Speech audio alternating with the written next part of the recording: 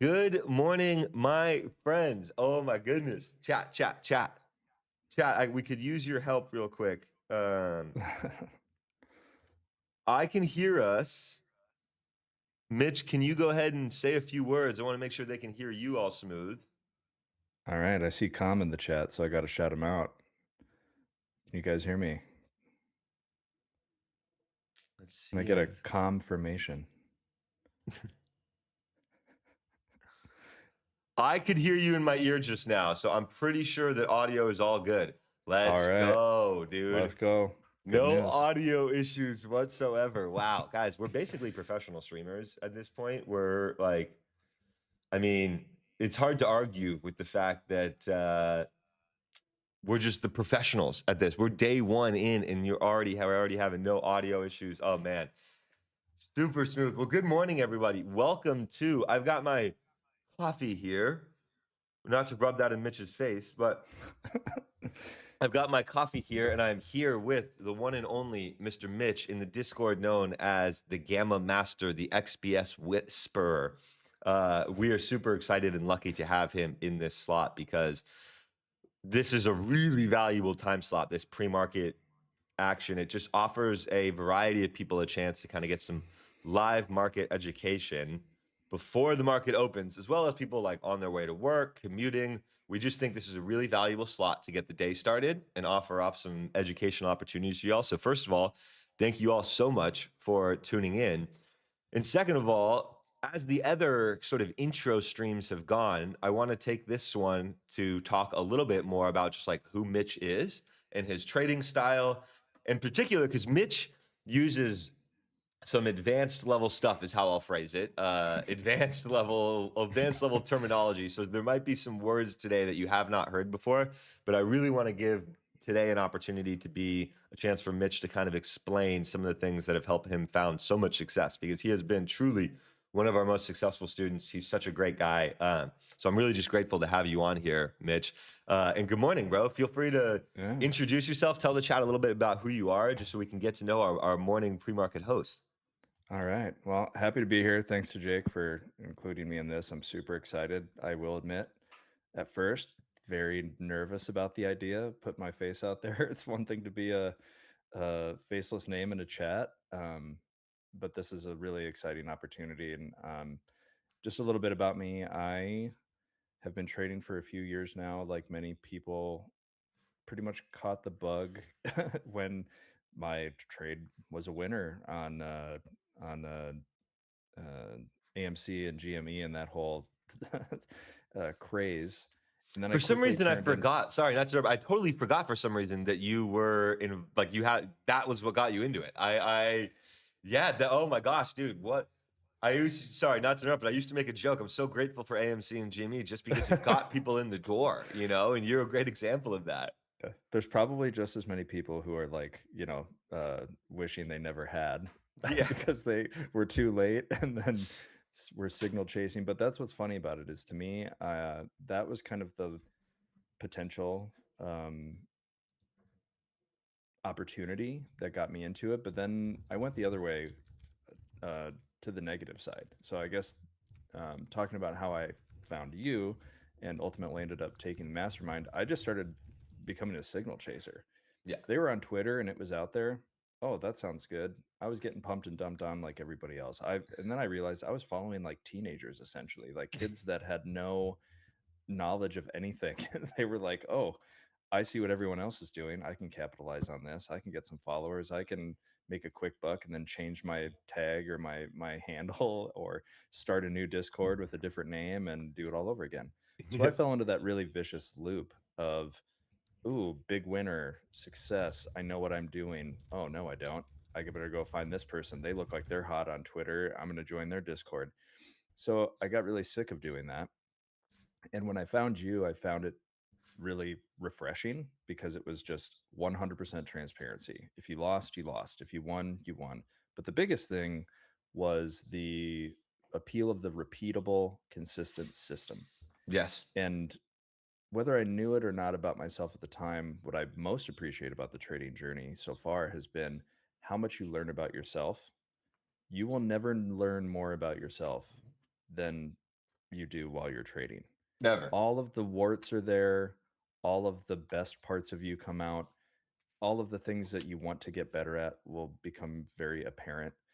There's no hiding, who you are as a person, your emotional makeup, your psychology is all on display.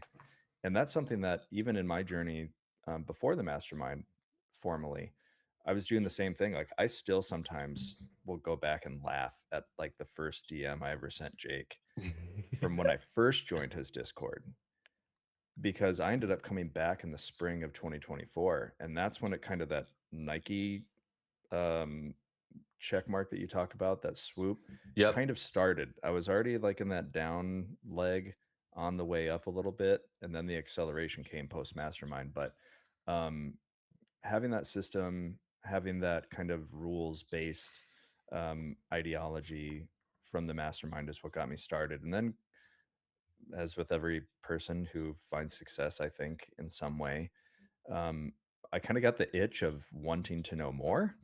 Yep. So, where I pivoted from the mastermind and using the level system and just price action was this wanting to know the why behind the market. Like, why do certain things happen? Why is there a parabolic move that seems like it's timed or tied to something?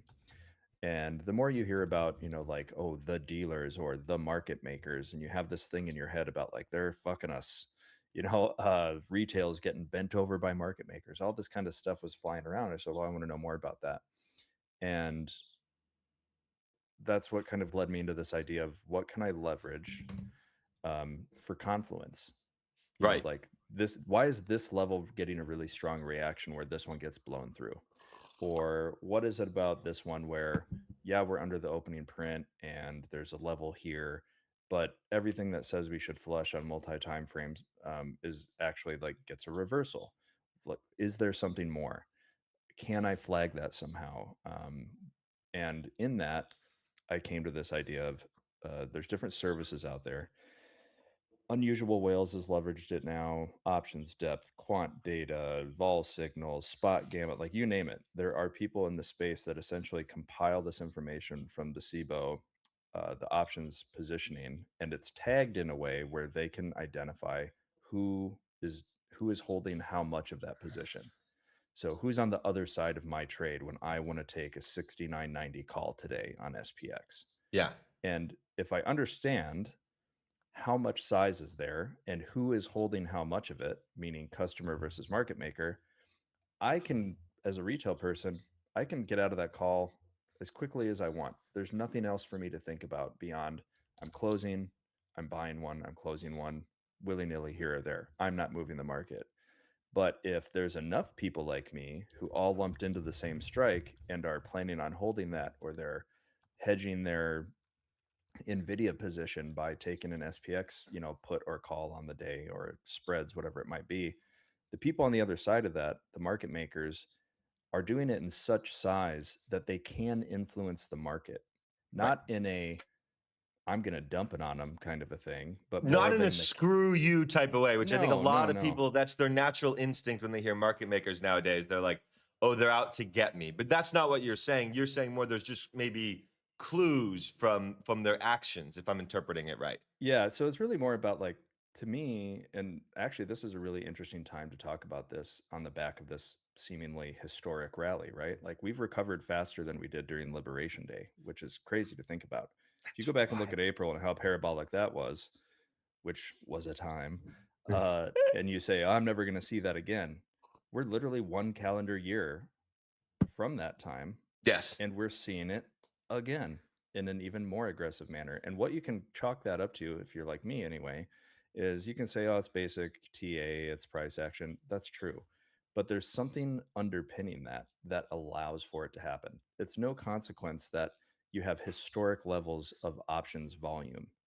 So if you prescribe to the idea that the tail wags the dog in the sense of options actually drive the underlying as opposed to the opposite being true, where the market Interesting. is moving Right. just on the index. You're saying people are so heavily leveraging options. And when they're leveraging options of size, they're also leveraging other things in that basket of like volatility and VIX. These things are interrelated. So it's not that you have to understand all of it, but you can have an idea to understand the mechanical nature of it. Why did we squeeze at the close where we hadn't been able to break out all day 2 days ago? And in the last few minutes, we got like a 20-point pump in less than 10 minutes. There's reasons for that. And it's not just everybody decided to buy right now. Because what happened after the close? We didn't keep squeezing. We didn't just go and go and go. There's a natural ending point where things kind of reset or the ceiling comes in, so to speak. So I attribute a lot of that to what I see in the positions because things have to happen. Where if a market maker is holding a position and the flow of the market pushes spot price through that position, they have to react because they're holding that position. So if they, I don't want to get too in the weeds bright and early, but I'm just going to use today's chart as an example. Okay. So coming in today, when I have a green bar here, this is a representation of how many customers, or sorry, how many positions the market makers are long. When they are long that position, that means the customers have sold them something here. So if there are customers who are selling puts and the market maker has purchased them, by virtue of taking that position from the customer side away, their hedge response here is if spot price is above it, they are passively supporting it. They are buying futures in a supportive nature, assuming spot price is over or at this position. So you've got a natural kind of support right here. And knowing what we know about time and how time affects options and the contracts and the delta on that option, as spot is over it, all those futures they are buying, they will need to sell back. So this can be magnetic in the sense of if it isn't holding higher, if it hasn't found a balance or a support higher, it's going to want to kind of naturally come back to a spot of balance. So this is a place where on the day, I'm looking at this very much as a make or break strike. We want to be above this. This is like a support until it's not. And so that So, just before we go too deep, and that point you're referencing right now is on SPX, and mhm, that because a lot of people, including myself, while I might understand some of the concepts you're mentioning right now, I that chart is really new to me, right? So how can I or a user kind of visualize that? You're saying that green line, like what exactly is that price point? So that on a chart, is there a way to kind of merge, see what I'm saying, and make it because right now I want to hear more about exactly what that chart is, but just for the interim and the short term, is mhm. there a price level that specifically is? Yep. So that is, if you look straight to the right, I've got it lined up for each uh, 5-point strike. This represents an SPX contract level. So, like a strike on SPX that you can buy an option for. So, Okay. this is basically saying at 69.65, market makers are holding, about 5,000 contracts where they are net long. So, this is kind of a big spot in the profile. And just like I said, I don't want to get too technical about it, but it's really to try to distill it down into just like the simplest possible terms and why I gravitated towards leveraging this information is the confluence of what it might line up with. So like to Okay. me, the fact that we have a rake level here at 69.50, which is also a nice round number, right? Like Yep. people are going to look at that and say, I attribute importance to this. Even if there wasn't a level here, someone would look at 69.50 and that 50 value and Agreed. say, that's Purely just the important. round numberness of it Exactly. is would draw eyes towards it, right? It might not be an exact level that we mark out because we have a pretty specific idea, but any round number like that, you got to imagine traders out there are looking at that as a specific target, right? Yep. So it is one of those situations where I'm looking at that as a confluence thing. I can have pretty good confidence here that even in the overnight, my expectation is any dips down to 65. So if I was trading ES, for example, I don't know what that's trading right now. I would correlate where spot was, and then I would be looking at the SPX overnight here, this spread X, and I would be saying, I have pretty good confidence. I can even just be taking scalp trades off of the 65 strike of SPX, wherever ES is that lines up with SPX 69.65. And if you look at that, literally every time, even from the open.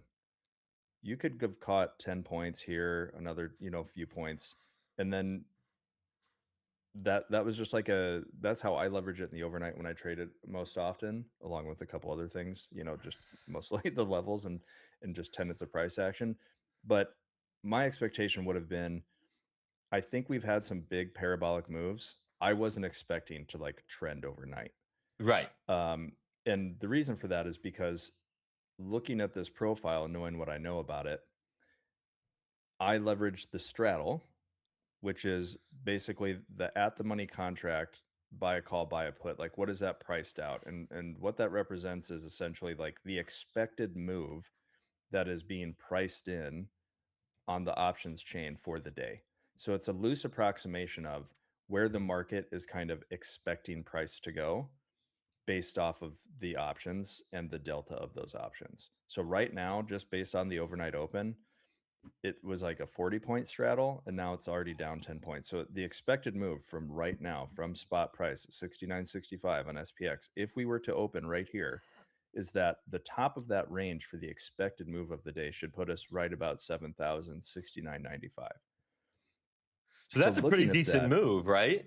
it's a decent move, but not compared to what we've seen. And the Right, reason for right. that is there's the volatility angle. And this is why I really love getting into this, because it's allowed me to trade all every day. I can have an expectation for behavior around certain strikes. I can have a picture in my mind just looking at this, and I can tell you right now what my pre-market plan is. So let's My get into plan that a is, little bit. Yeah, tell yeah, me, like, walk me through. You see this on the screen, and yep. where do you go from here? How do you start to formulate a plan based on this? And maybe if you have the ability to switch to a candlestick chart and kind of show both, like show one then the other. If you just, how does it formulate into a plan that you can operate from? So if I was looking at this, I would be looking purely at price action. I'd be Okay. looking at our levels. I'd be looking at trending. This is like what I started off of with Mastermind. This was a game changer for me. I could really make it simple and just say, how is price interacting with this level? What is my trigger? What's my, 2 minute, 5 minute, 15-minute look like? Where am I entering? What's my risk? And I was defining it off these. Now what I do is I still leverage that, right? Like I'll still look at the candles, and I'm not saying, oh, price touched this strike. It hit 69.65. I'm immediately in. I'm monitoring. I'm watching for reactions. I'm expecting behaviors at those strikes, right? So when I actually end up looking at the data through the service that I use, this is where all I'm looking at is what I know about how these positions interact with each other, and say, there's this idea of gamma, right? And if you really want to boil it down, gamma is essentially an accelerator. It's how fast the delta of an option contract changes, which means it kind of, depending on the size of positions here, and the concentration of them, you expect reactions and certain behavior with price.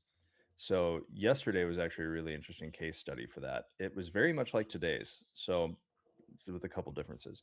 But what I do for a pre-market plan is I say, where are the areas where I think we can accelerate through?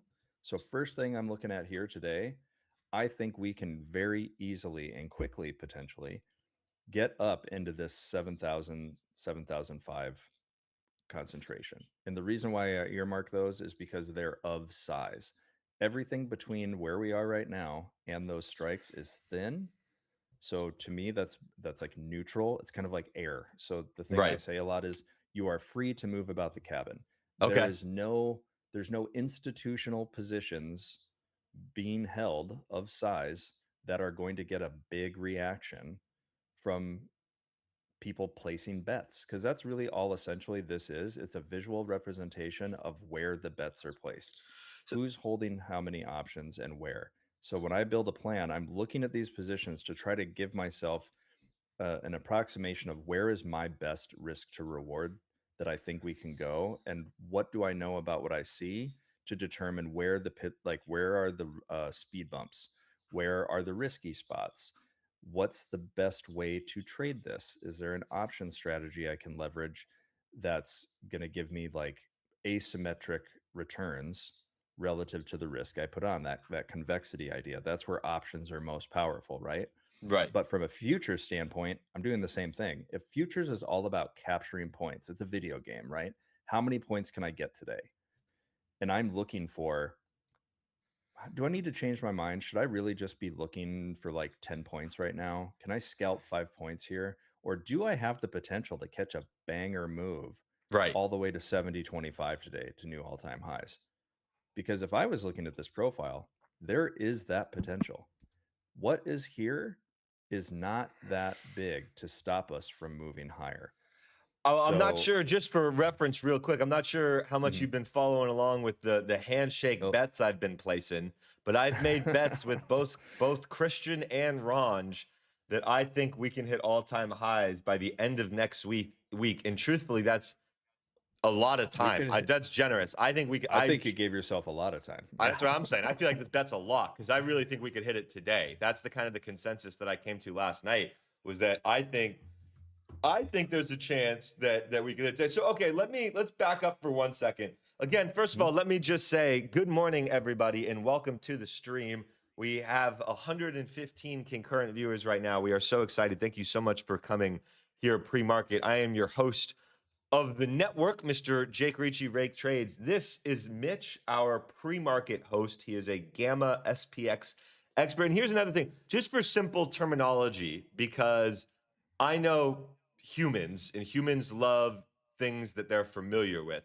One of the Yep. strategies lately that has been an emergence has been this idea of following order flow. Would you say that what you do, to me, it sounds like yes. It sounds like you're following order flow, but it's not necessarily the way that some other people have talked about it, but at Mhm. its root, you are following the flow of orders, right? Would that be an accurate way to describe it? Yes and no. So I Okay, think with order flow, they're watching the DOM. They're leveraging things like Bookmap.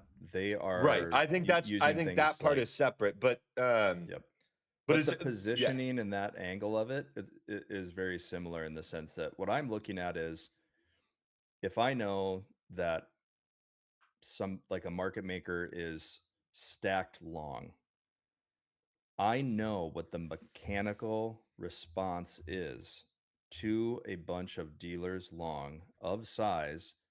If especially just pointing at the screen right now, I'm not sure if you guys can see this, I'll scroll up a little bit. From 70.25, I have it cut off on this custom indicator. I've seen a few questions in the chat about the indicator. I will tell you, this is information I'm pulling from a data service, and I'm simply just like taking those values at each strike, and I just created this with Claude, and I so I could have it on my chart and not have to look at that service. These services are not cheap. I will tell you that. The best services out there, like options depth, like VS3D, like spot gamma, and some, like, we're talking hundreds of dollars a month. So it is a thing that I'm comfortable paying because I get a measurable outcome from it. I know my edge.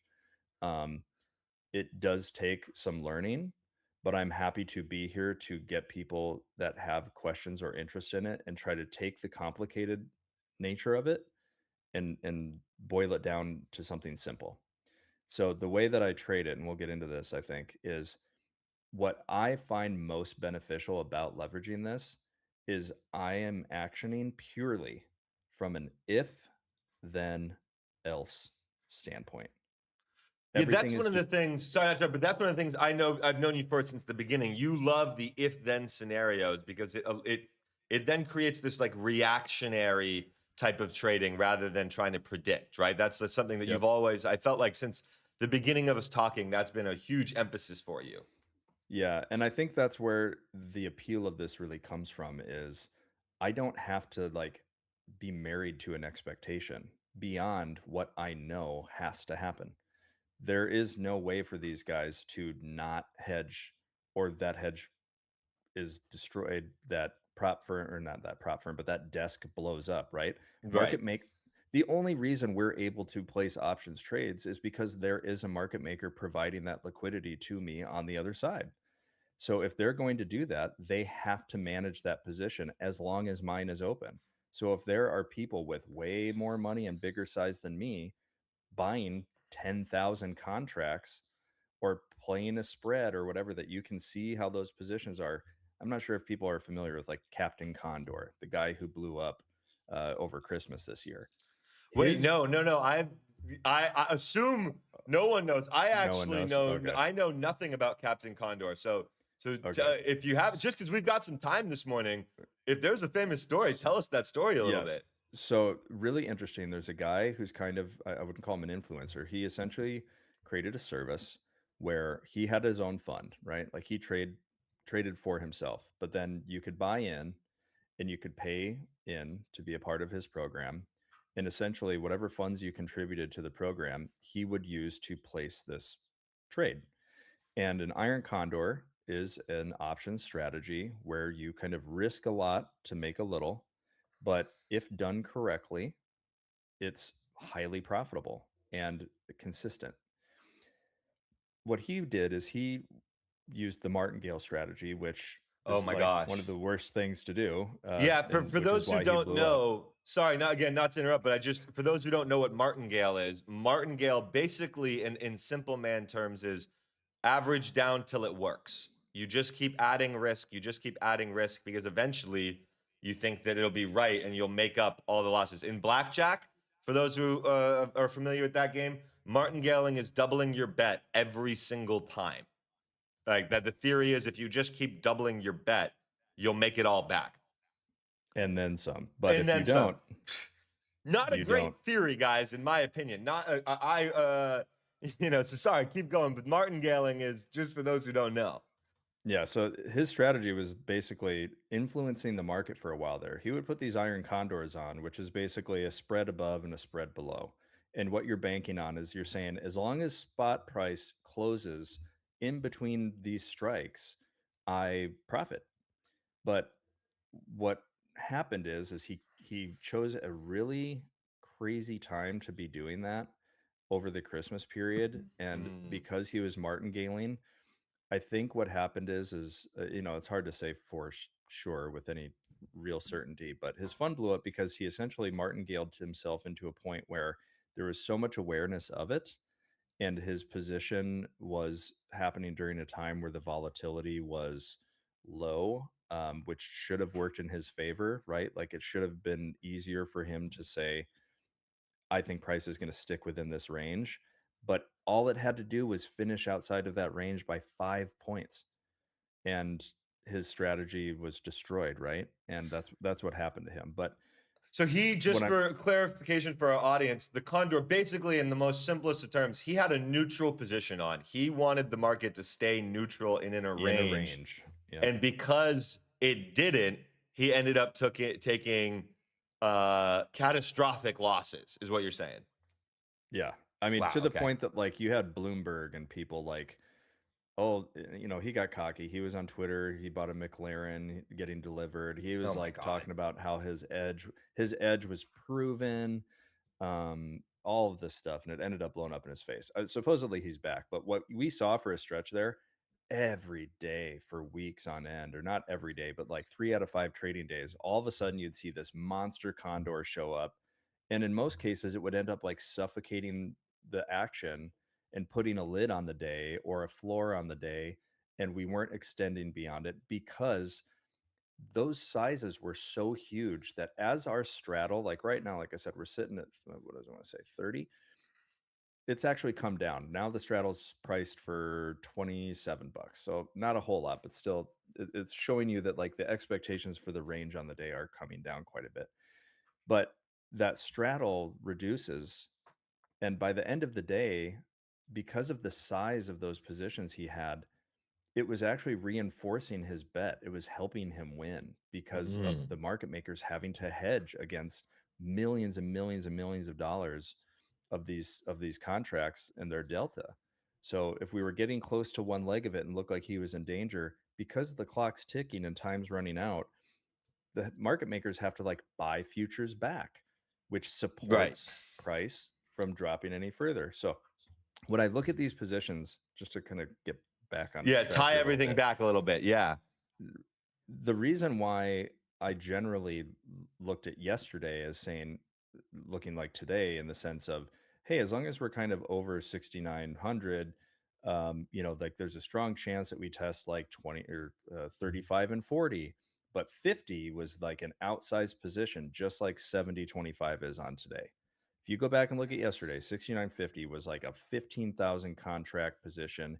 And largely, it did what you would expect. Once we got beyond that, we didn't like explode higher. How long did it take us to actually move to test the high of day at 70 yesterday?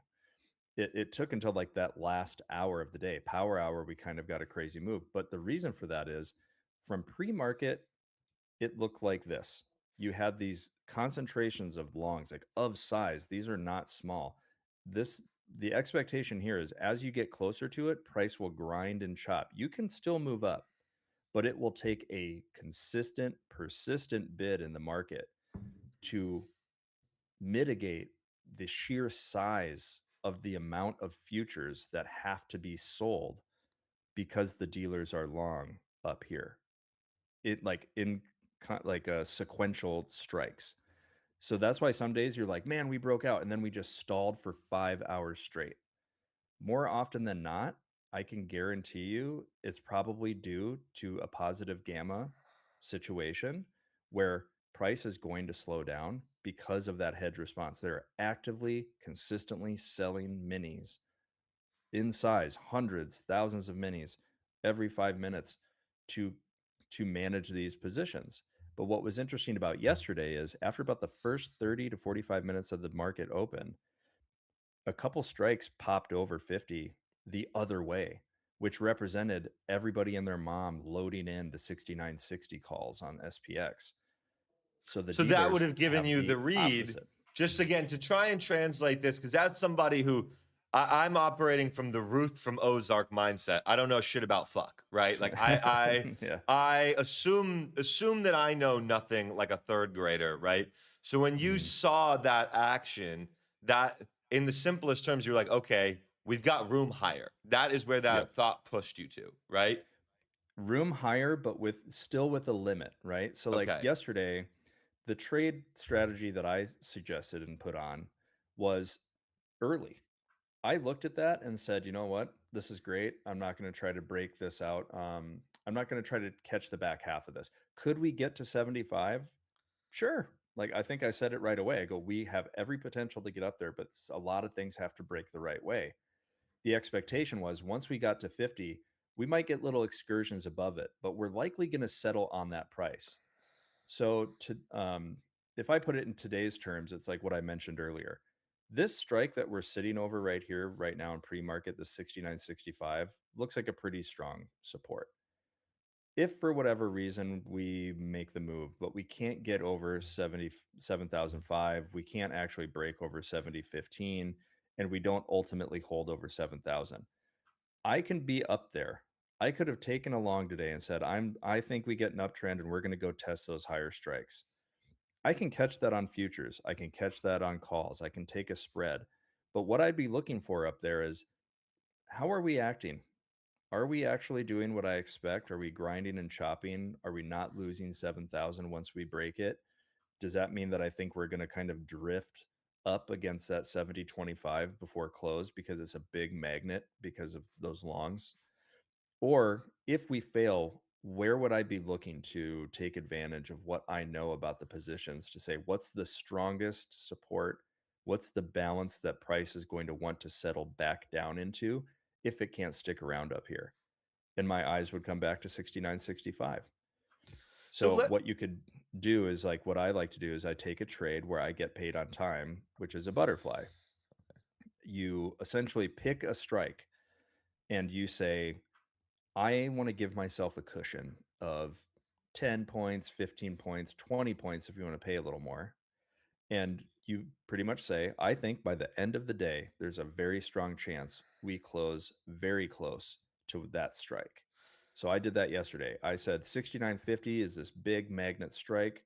I'm going to take that trade. And I got paid on time. I paid like $1.40 for it in premium. It hit a max value of like 460 at one point because if you look back to yesterday, right on cue, exactly to my strat, we really couldn't break above 65. we couldn't get that next leg up because the thing about options is they decay. Time runs out on That part I 0 day think that contracts. part I think that the class has no Yeah. unfamiliarity with. The I the think theta gang is unfortunately probably got some PTSD. But the idea behind this is that things get really influential from the gamma perspective because as that straddle comes down and it gets tighter and tighter, like the straddle yesterday was actually really interesting. When it was sitting up here at 65, it was sitting at about like 15 points. So that's where I'm going. We could get up to 75. It's being priced in right now. But as time moves on and that clock is ticking, that straddle starts coming down and coming down and coming down. So the range gets tighter. That's why like we don't really necessarily finish out at the absolute high of day very often, right? You can set a new high at like 2:30 in the afternoon. You got 30 minutes to close central time for me anyway. Generally, you know that if you just set a new high a day at 2:30, you're probably not going to like finish right there or higher. More often than not, you'll actually finish 5 points to 10 points lower. That's just like there's percentages I'll pull up. I have a study on it. But I had that fly on with the confidence that as long as I'm within 5 points of the strike, I had a 10 wide fly, meaning I thought price was going to finish between 69.60 and 69.40. So the closer I was to 69.50, the most money I can make is $1,000, and I paid $1.40 or $140. Like 140 to make 10. yeah. So as it came back down, and guess where it came to? 69.50. It was looking pretty magnetic. It was choppy and it couldn't get over 55. It came back down and I took some off. I told people that may have taken that trade, this is where you may want to de-risk. I turned 140 into like $300 profit on 2 contracts. That's a That's good pretty sweet. return. That's a great And I return. did Yeah, I mean, and I let's I not beat did around the bush. nothing but let it move. I didn't care that it went to 65. I gave it some time and I said, as long as I'm within 5 points of the upper end of that range, I can hold this. And then I had to make a business decision. With an hour to go, I pretty much let it get up here to 60 again and said, I need to see how this reacts. Because if it holds 60, knowing what I did about how those positions changed yesterday, it meant that it could have decayed up to like 75. Because the thing about negative strikes, so let's look at today, I look at things like shape. The reason why I really took to this instead of having to focus on like the hard math of it is I like the visual nature. I like seeing a path. So when I think about if then, I'm looking at it this way for my pre-market plan right now. Let's build it. 69.65 is my line in the sand. If we are This is sitting over SPX, this just for and holding reference, this, not ES. This is SPX. this is SPX, but I can pull up an ES chart and say, where am I right now? Okay, approximately SPX is at 69.67. So where's ES and what's my, like give myself 5 points here. But 69.65, that strike, that area is kind of my line in the sand. As long as we're holding that and over it, my expectation is if that's true, then we test to the top of this range. And I say it's a range because of how thin the positions are between it. Thin to win Thin to win. directionally, I like that. because thin means neutral. It means no one's participating, which means there's nothing to stop price from moving through this territory. I'm not expecting a market maker reaction because they are clearly not hedging any positions in this range. But then what I'm looking for is if we hold 65, I'm looking for a range test up to 7,000. But 7,005 is where the real test is. Okay. Because the reason is when dealers first take this position on, because they're short those calls that all these customers are likely holding, their initial hedge when they first put that trade on and sell those positions to the customers is they immediately buy futures. It's hedged off, it's neutral, It's protected. it's protected. So if spot is under it or coming up to it, they are selling against that existing hedge.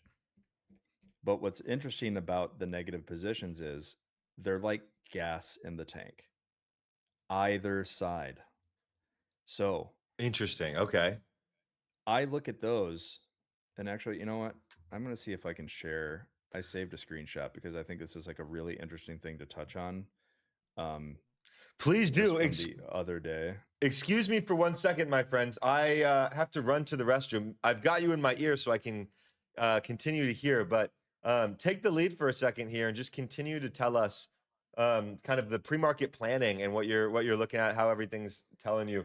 Um, yeah, I'm gonna be listening in my ear, and remember, I'm dumb, so explain it to me like I'm a Yeah, 5-year-old. yeah, I will do that. But All this right, kind I'll of be right back, speaks guys.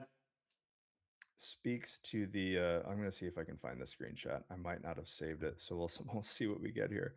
Um Basically, if you go back and you look at the what day was that? Where did we get our little squeeze at the death?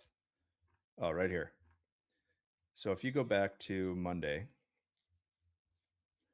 and you saw right in the last 10 minutes, you got a squeeze from 68.65 all the way up to, a 20-point squeeze in literally just a couple minutes, right? Um, what was interesting about the positioning that day, if I bring it back to today's positioning, is we kind of had a ceiling we were stuck up against all day long, right? So if we go back and we look at that, we were kind of resistant here. 68.50 was it. We were stuck there. And at 219 my time, let's see where spot was at that time, right here. I said, I'm taking a 68.70 call. And the reason I said that is because the 68.60 strike looked just like this. If we were right here at 55, 60 looked like this. But every subsequent position was also red, but was smaller, like imagine stairs, right? Big one, then a little smaller, then a little smaller, then a little smaller, all the way up to, you guessed it, 85. So if it clears the big one, it accelerates through these negative strikes if they're smaller than this one. Because what happens is if the dealers are short this strike, they have to buy with momentum. They buy with the direction it's going, or they sell if that's where the momentum is going. So when you see those zones, I treat it like these thin zones. Price can rapidly move through there. So that's why you got that end of day squeeze. And everyone's like, well, why didn't we do that during the day? Well, of course, we did it in the last 5 minutes when no one's trading. There are dynamics that are mechanical in nature because they have to happen. Those market makers holding that position, their delta went from literally being in the money puts, let's say. So their negative delta was as negative as it could be. It was -1. They were fully paid out. And the second spot price went in there and that delta shifted. Now they have to buy with the momentum to hedge that same delta. It's math, it's basic math, but if you want to take all that away, I'm looking at the shape to tell me that if then story. So if I'm looking at this today and I'm building my pre-market plan, if we're holding 69.65, I am targeting 7,000. If we can cover 7,000, this is my make or break strike. If we cover 7,005, I'm fully expecting we go test 70.20. We're setting a new all-time high. We're testing that range, but I am not expecting us to go any higher than 70.25. This would be like my ultimate max strike on the day. And the other thing that colors that opinion is, again, this is assuming we opened right this second. We've still got some time before market open. But if the straddle is currently saying we're pricing in a 30-point range, that is double the straddle. So you're basically saying the market was wrong 2 times over because we're extending beyond the expected move. It doesn't mean it can't happen. It's just a way to kind of have some expectations. But I think if we did it early, there's every reason to think that if we can get over and test 7,005 and break over 70.15 here, we can get up against that. The only difference is when you see all this green in the background, that's like an approximation of gamma. And Positive gamma by nature is restrictive. The same reason why I think if we sold down today, I don't think we're getting any lower than 69.20 meaningfully is for the same reason. Positive gamma in these long positions do something to volatility. Do you ever have those big sell off days you see where you're like, why did we stop right there so harshly? Why did we bounce there so quickly? Well, the reason is these dealer long positions absorb volatility. So they swallow it, they absorb it, they chew it up. Same reason why you get a big breakout and then you smack it and it comes right back down. More often than not, it's the initial hedge response is when you're getting into dealer longs. Like let's say we caught just a piss missile, 50-point candle right now. I can almost guarantee you the first reaction when it hits 70.25 would be a big wick, 10 to 15 points. Bam, just instant. Because these same positions aren't just hedging delta one way. There's the time perspective, but then there's also the IV. There's the Vega, they call it, the sensitivity to volatility or implied volatility. So the more rapid the response is to spot price, the more rapid the response is on the hedge. So if you ever see that where you're like, we get like a 10-point wick rejection, just an immediate 10-point wick rejection off something. But then we end up continuing up and into it. Like I'm pretty sure if we go back up and look at yesterday, let's see, Well, not to jump right in here. here and cut you off, but I'm curious. Where was Sorry. it? 30 or 40? Uh, So Let me see. 40 was a big negative strike yesterday. And our immediate response to testing that was a wick down. Like there's an immediate hedge response, and then look how quickly we came back up, worked into 40, rejected it again, but then ultimately went past it. There's an initial response, but once that reaction has happened at these strikes, then it becomes another response. Um, it's not just one thing on the delta. It's the combination of time, implied volatility. All of these things are Greeks, right? That interact with each other. They have relationships, but from a very simple standpoint, I'm looking at this and those positions and expecting what those reactions are against the broader backdrop.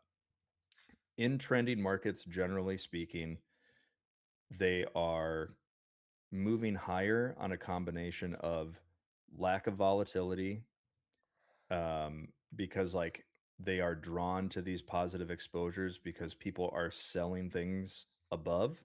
They are hedging how far it's going to go higher. And then what you'll normally see is like hedging below, but not in the way you think.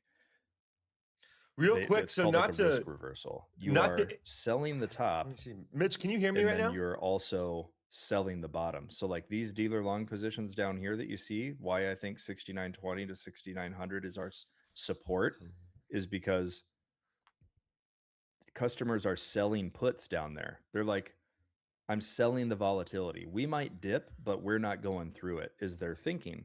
And then as time goes on, the hedge for those is bringing the floor. It's like pulling the ladder up behind you. We're going higher. And because of the nature of time and how those options decay, the more in the money they are, the less of a hedge they have that's like potentially negative. It just kind of keeps bringing the floor up. I don't have as far to fall because of time alone. Time makes all of these positions stronger.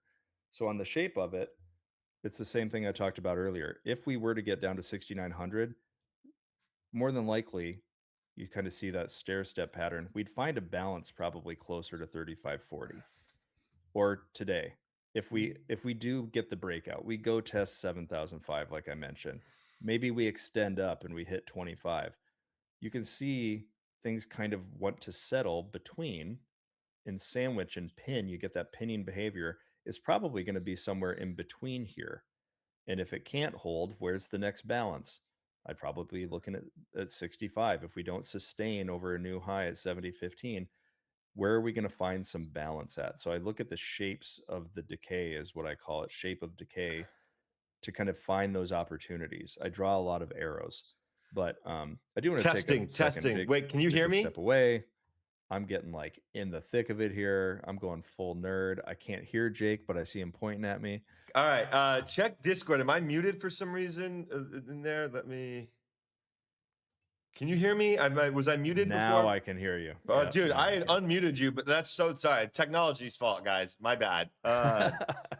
No. Okay. So real quick, I'm loving listening to what you're saying. I kind of want to talk through a real time example of it because I went to the bathroom. Mother Nature called, and I checked my phone, and ES had spiked really high, a massive spike. Uh, so I Yeah. guess my question is, could we do a little real time example of that here? Is there a Yeah. reason you think we stopped where we did? Is it because Yep. a that was a spike? Yeah, so I mean, if I'm looking at this, it looks big on my chart.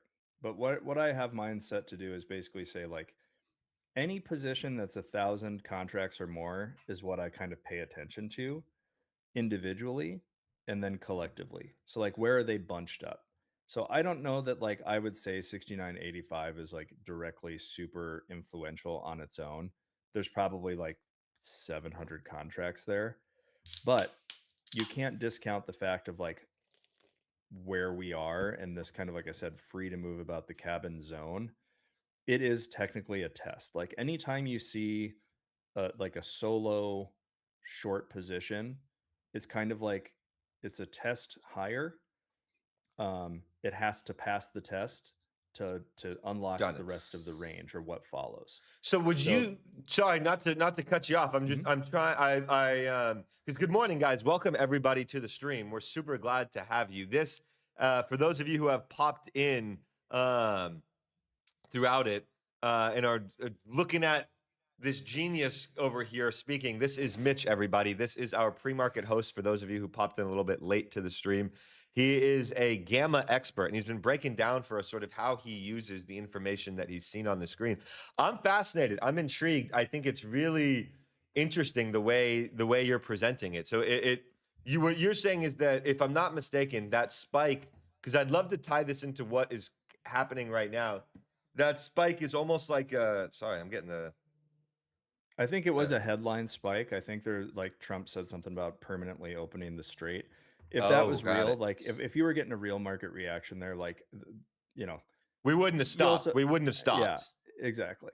So I think the other thing I do want to reiterate or maybe introduce about this is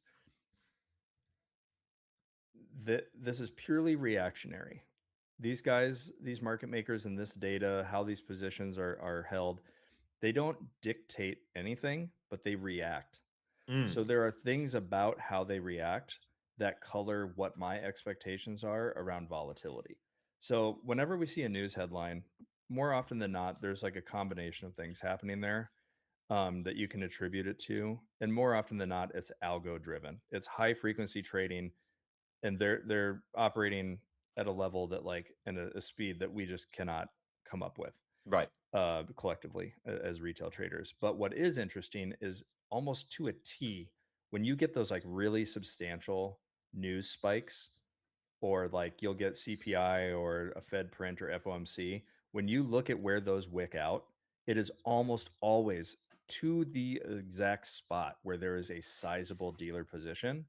But what's really intriguing about it is like the why did it stop there? And I kind of touched on this while you were gone. I had you The in my the ear. I was listening. Yeah. Oh, okay. But the idea of like a volatility response. Um, I'm just trying to figure out how to phrase this so I'm not just like getting fully geeked out in the weeds. But the whole thing about it is that it's like on a big sell, right?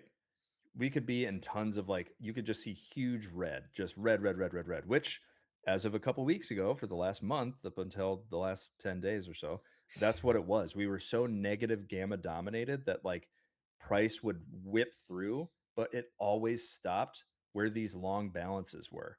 So if Mm, I looked at today and I said like what is the risk for today? If I'm really biased for the uptrend to continue, but I want to know like if there was risk, where would it be? right. It would be if we couldn't hold 7,000 and we get up here because it's thin. There's nothing to like stop us. If this were all red instead, those are the times where I would be protecting myself if I was long on futures, and I would put like a really cheap SPX put out of the money closer down here to like 69.70. It's 30 points away from 7,000, but the makeup of how those positions are held would mean if they were all negative, the response of selling pressure would be to accelerate that selling pressure, assuming the market didn't like step in, because that's just it.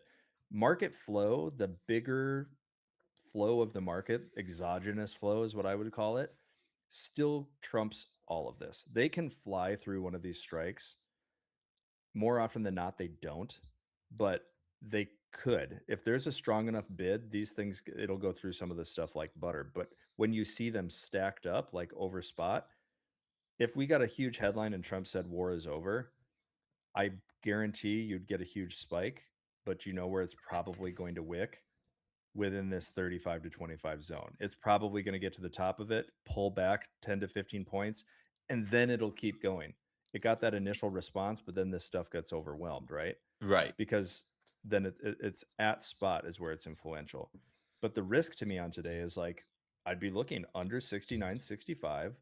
I'd be looking at the overnight low. I'd be looking probably at 69.50 here, round number. We've got a level there. But I'm also not expecting us to just dump.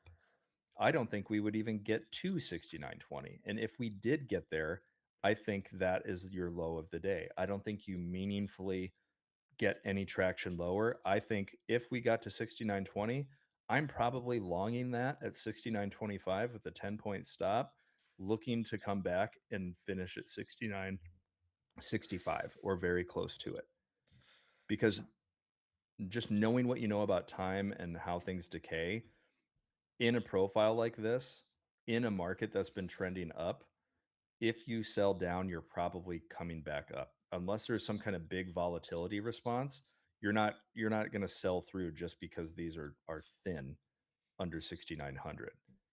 The range is compressed. It's showing that the range is compressing. The expected move is only 30 points. The expected move coming in to like the last 2 weeks was like 50, 70-point ranges, which means that you take that times time and a half. So today is sitting at 30. It's actually pricing in a, like, we'll call it a max expected move of 45 points. Okay. So when you have straddles that are 50, 60, 70 points, that's where you're getting these huge ranges because they have to price in the volatility that exists. So then the range grows by default. But when you're in positive gamma dominated markets like this, where the positions are positive in nature, the higher you go, the expectation is the range gets compressed. You don't move as far. So what I find interesting about these last few days is that was the case yesterday at 69.30 to 40. 50 was the ceiling to me. We still went another 20 points from there at the end Yeah. of the day. Yeah. That strong That's move. but it's against like what you would expect. But it's Mm. really easy to look at yesterday and say, it would take way more to get over 75 meaningfully in this day. Like it would take so many things breaking the right way. There's a reason why we had every reason at the death to get another little pop squeeze up to like 85. We didn't get it. Like time was not on our side for that to happen. But yeah, I think as we spend more time together, I'll be able to explain this a little more. It won't sound so alien to you. For sure. For sure. Um, but I think to me, the thing that I really like to leverage is just like the confluence of what system are you already using? Like if you're coming from Rake's system, you're literally looking at like, what are my levels? So the confluence to me right now coming in is if it gets to 69.50, I'm probably looking to long that. And the only thing I'd be looking for, depending on where our open is like I'm taking longs expecting 65 to be held today to explore that upper range. The only way I'm looking short is if we cannot break back above 65, then I'll look for like a maybe a short under there and then maybe adding into it under the level or something. But I'm not targeting anything more than like 69.20 on the day if I was trading SPX.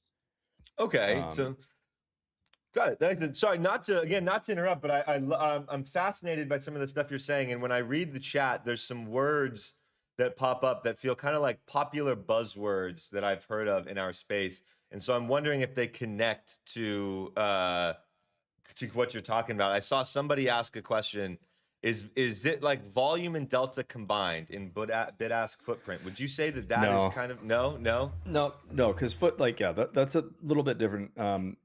You can leverage those things, right? Like you can say, am I expecting to see X amount of volume because I know there's X amount of positions in this place? Like this strike, 69.65. Like, what do I expect to see? Like if we were testing 69.65 from below in cash hours, and I know that there's like 5,000 contracts there, and I know that that's roughly, let me see, you can kind of do some math and figure out like, well, what's the actual like amount of minis that would have to be hedged at that strike. So if it was 69.65, it would be like 280 minis to be sold against you if you were testing it from below. So like in that moment, you would sit there and be like, "Oh, how much volume just came through and transacted in this 5 minute window?" Some people may do that. I don't. Like it's really very simple. This is just the amount of contracts held at this moment by market makers. If you wanted to take it and say, what's the customer view? If it were me, like treat it as me. If I were holding all of these positions, I am I am buying or what would I be doing? I'd be like selling puts right here. I actually think that I'm going to collect premium by selling a credit of puts here because I think price is going to move higher. You're still making a bet that the market goes up, right? Like someone, there's just different ways to express it. So the thing that I would say that you might hear from me in these streams in the mornings beyond just a basic directional plan, like an if then, this is a key strike. Look for here to be the top of the range. If I was trading long, this might be a trim area. This would be like my max target on the day. Those are things I would expect to provide in here about like what I see, how I see it. But the other thing is, if you're an options trader, a lot of people are so used to only doing calls and puts. I'm buying a call, I'm buying a put. There are ways for you to leverage um, what you know about the market and how you see price action. So let's say you're the same as me. You're looking and you're going, you know what? Maybe we go test a new all-time high today, but I don't think we like meaningfully finish higher than that. Maybe we tap it or we get right up to 7,000, we reject and we just get kind of stuck. What I like to do is like, especially at the end of the day, I like to take little like 5 wide put spreads if I think we're gonna like come back down at the close. So we set a new high on the day in the afternoon. There's only like in 45 minutes left on the day.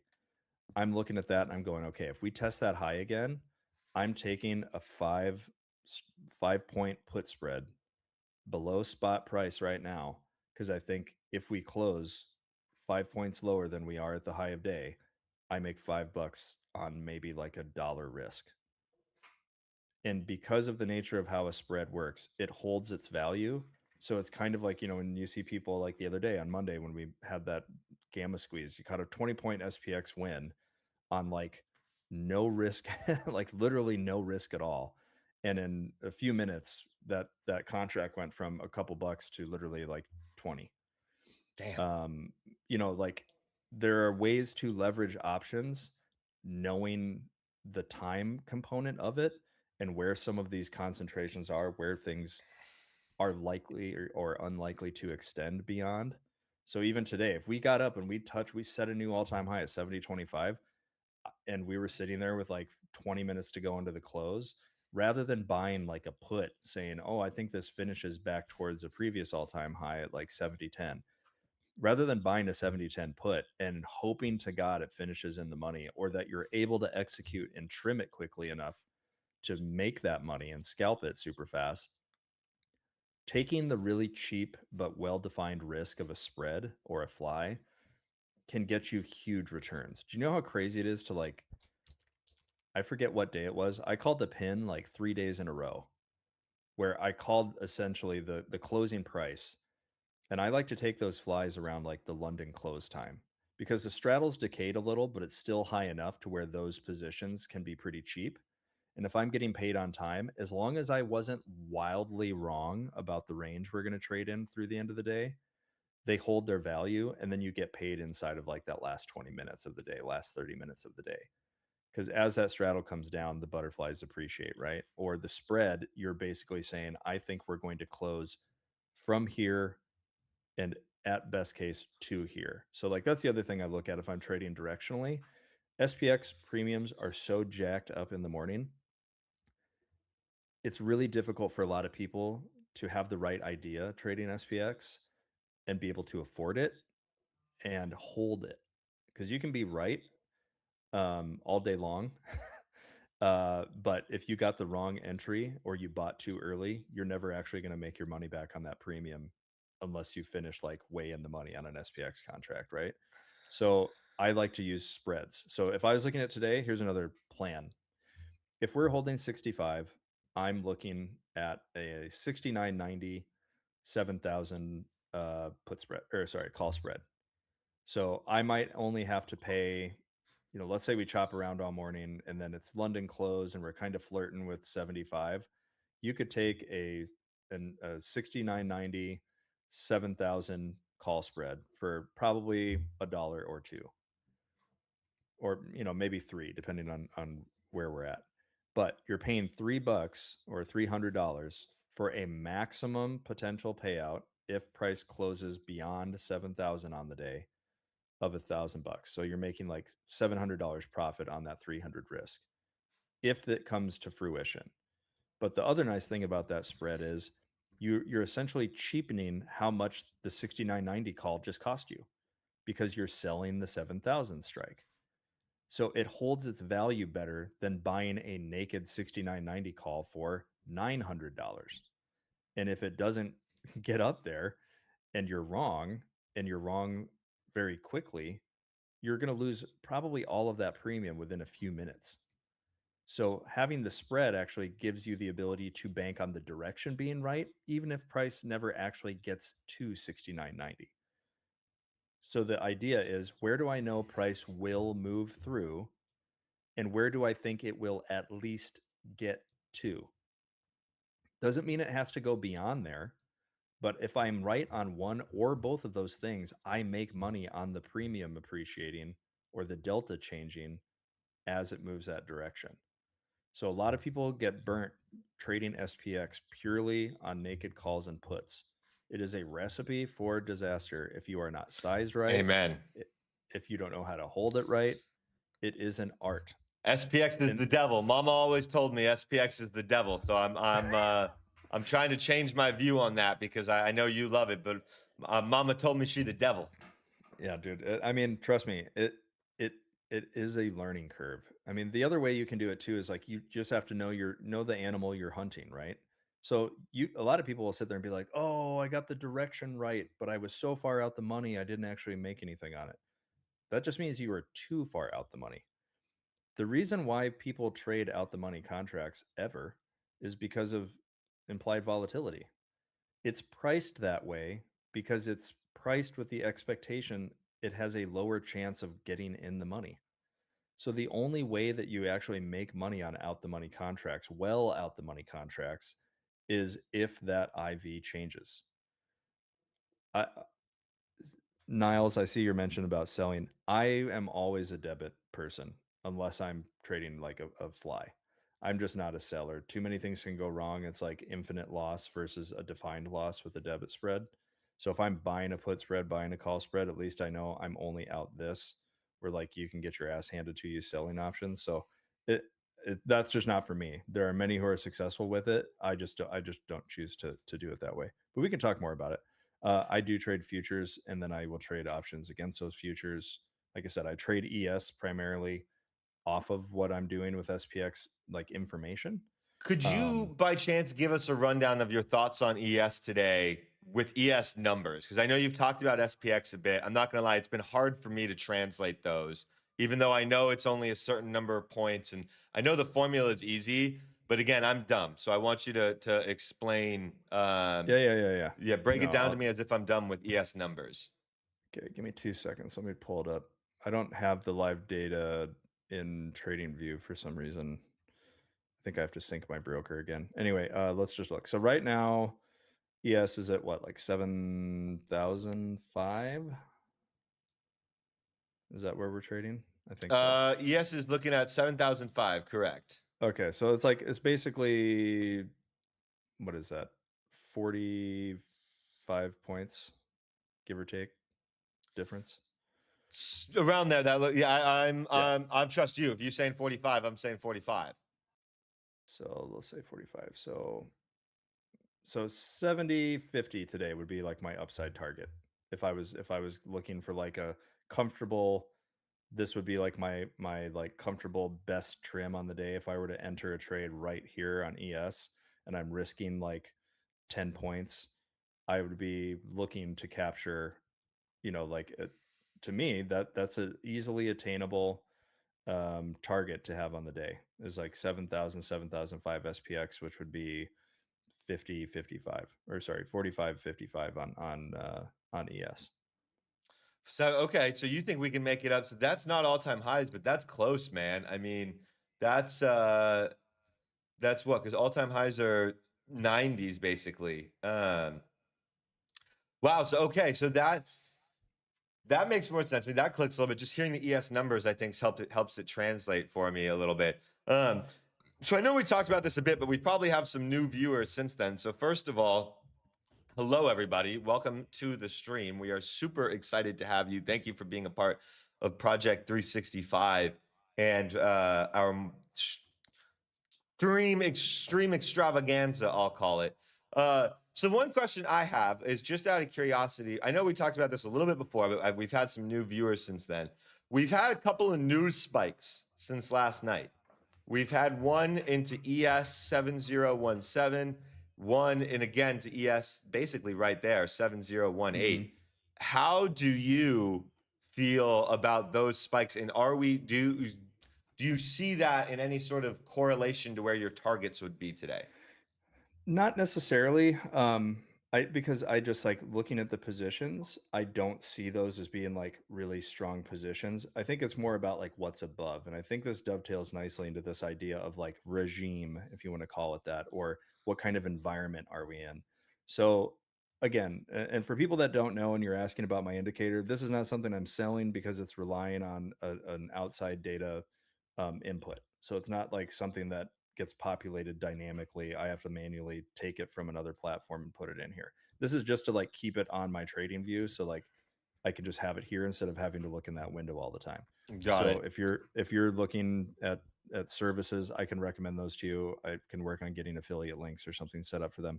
Um, yeah, I'm really not sure why my resolution is a little less sharp than it is on my screen. We can look into that too. But what's in the background here is essentially like this idea of a, just think of it like a gradient. So where it's the brightest green correlates with these long positions, which means the gamma is positive. So the more we work our way up, the stronger the selling flow is against price. Okay.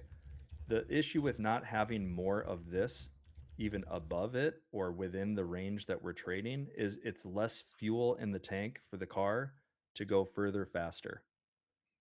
So it's kind of like the way that I also like to talk about this is this idea of like if I was pushing a boulder and I was like pushing it up a mountain and I get to a peak of a mountain and then there's a valley and I let go of the boulder and the boulder rolls down the valley.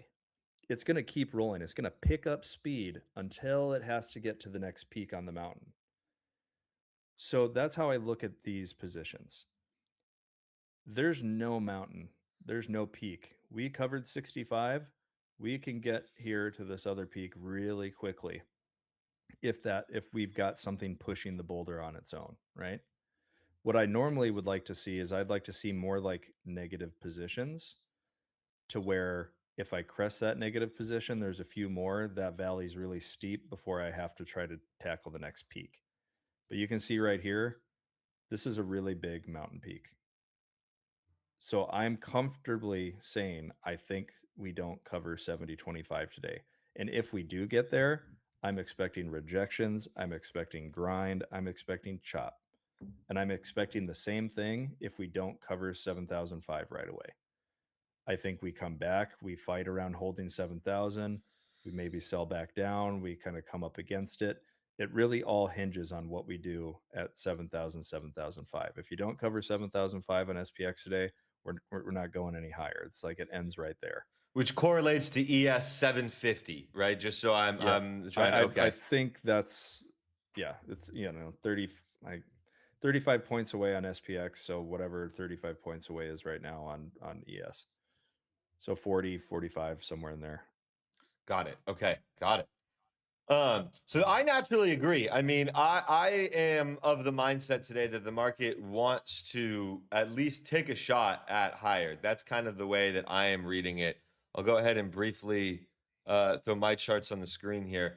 Yeah, I lean towards this idea that if we're continuing to hold this range, and especially this lower level here at 7004 on the ES, I don't know whether I'm looking at something too obvious or not, but with the daily trend and these untested highs, it feels like the market is setting up for a straight up, a more clear path forward into those highs. So I'm really, that's the direction that I'm leaning in at the day, and it sounds like what you're saying is supportive of that, and you're almost more wondering, can we push the boundaries even higher, maybe above this 7032 level? Yeah, it I think some things have to break the right way. The other thing that we haven't talked about is the fact that like you have a expiration today, meaning some of the volatility positioning comes off the board and has to settle. So like really not to get too into the weeds on that, but like you have that, you have OPEX this week, so you have some really big positions being moved around, you've got hedges being moved around, where part of this move is also parabolic in the sense that like everybody was so massively short the market. If they weren't able to monetize those hedges and actually take profit from them, and then they got kind of squeezed out, it just propels things. And as those puts get closed, that means volatility is coming off. And options are very sensitive to volatility, and how those positions are hedged change. So OPEX is really interesting because you have some pretty sizable contracts at strikes that are important, that are also influencing what we have today. Zero date is hugely influential, but those OPEX contracts, having two of them that exist at the same time on Friday, are also very influential, because that morning contract for Friday, that OPEX contract that expires and settles in the morning, is being traded all the way up until the minute it expires. So if there are sizes of contracts being held and hedged against up until that moment, that can also be very influential. And of course, where is one of those? 7,000. 7,000 has about a 9,800 position short from dealers there. They are actively selling against that position unless it gets pushed through. So if we push through that, you've not only got today where it's kind of a resistance, right? It's a dealer long today, but net from today through Friday, that's actually a dealer short. If you cover 7,000, that's just another data point to me that says we can easily go test today's 70.25. Fascinating. 7025, man. I like that idea as a target because that's up there on ES. If we're talking 7025 SPX, we're talking at least 7060s ES. Yeah. So today, if I was looking at that, what is that? That's like literally, yeah, that's 60 points from spot right now, thereabouts. So 60 points higher from ES right now is, I guess, what that would probably correlate with. I, in my head, in my gut, I was hoping for a better profile structure. Oh, I was 60 hoping, points is not enough for you? I mean, structure wise, Okay, okay. because looking at today and having so much positive gamma overhead, yesterday,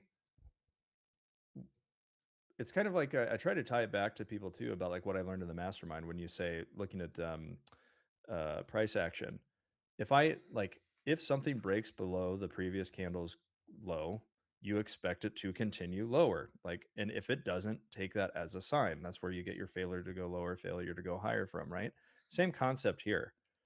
I'm expecting something to not go higher. Right. If it goes Right. higher through there, I'm taking it as a sign. Right. There is enough flow happening. The broader market is saying we want higher, but do I see something change to support that also? Do I see people buying calls? Are dealers no longer gumming this whole thing up over 70-25? Like, things can change. So that's why, like, the way I trade this too, just to be clear, and why I mentioned it before, is I have pre-market and then I'm looking at London close. The post London close market is a completely different animal because you've got way less people participating, which means there was either some people that were like a headwind to a move continuing, or maybe they were a tailwind. Maybe they were helping us with this trend. Can we prove it out once they're gone and that's out of the market? And that's also when you start to see that kind of dead period in the day, a lot of people will say, where it's like post London to power hour is kind of like this weird vacuum of action in some cases. You might not get the strong trend that continues necessarily, but you will get, I mean, yesterday, if you look 10:30, what happened after 10:30? London got out of there, we extended the range, and then we kind of chopped around in a 10-point range and didn't do shit. And then all of a sudden into power hour, when the volume came back in and more people were participating, then we got, another 20-point pop, right? um but like, that's kind of where you get that drifty action more often than not, and that's why I like to put butterflies on at times, or I like to say, like, what is it going to take for us? What do I know about positive gamma to say, like, do I think we have the potential to extend this range or not? I really look at that London close time of day as kind of my gauge of what do I think has to happen? What do I know about, like, what opportunities are out there positionally that reinforce that narrative in my head? And it's all ties back to that, like, that if then else thing. If we cover 7,000 and 7,005 early enough, then I think we have a potential to break 270-25 or higher, unless, you know, something shifts there. We reject 7,005, then I'm looking for a potential test lower. If we don't break back below 69.90, I think we come back for 7,005 and then we go test 70-25. Like, I have that in my mind at all times. If then else. So if this happens, then I'm doing this or expecting this, unless this presents itself, and just always having that in my mind, like, what are my opportunities, how am I shifting what my trade structure is going to look like around that. So first things first today, again, to reinforce it, 69.65 is my line in the sand for higher. If we're not holding that, I'm not expecting to go higher and fill that range. I want to see that as the base case. I'm willing to give it 10 points lower, an overnight low test, or that 69.50 test. I may long from there because I don't really see an impetus to sell off for any reason. But the risk, if there was going to be one, is under that strike. So I'm a little more cautious. I'm patient. The strongest thing for me today is, like, where do we open? Are we holding 69.65? Then I'm looking for those long opportunities. I just, like, I'm not wanting to short this. I'm not seeing enough here that says, like, it's just not attractive to me. Nobody's buying puts down here. There's no dealer short that's going to accelerate a move. So even with the headline, I don't know that, like, you really have anything that says, like, accelerate me down, unless it's like a really, like, crazy, you know, headline, or, like Iran bombed something out of nowhere. I don't know. I just don't see it. So you could also just end up getting like a, hey, we can't actually break up any higher than here.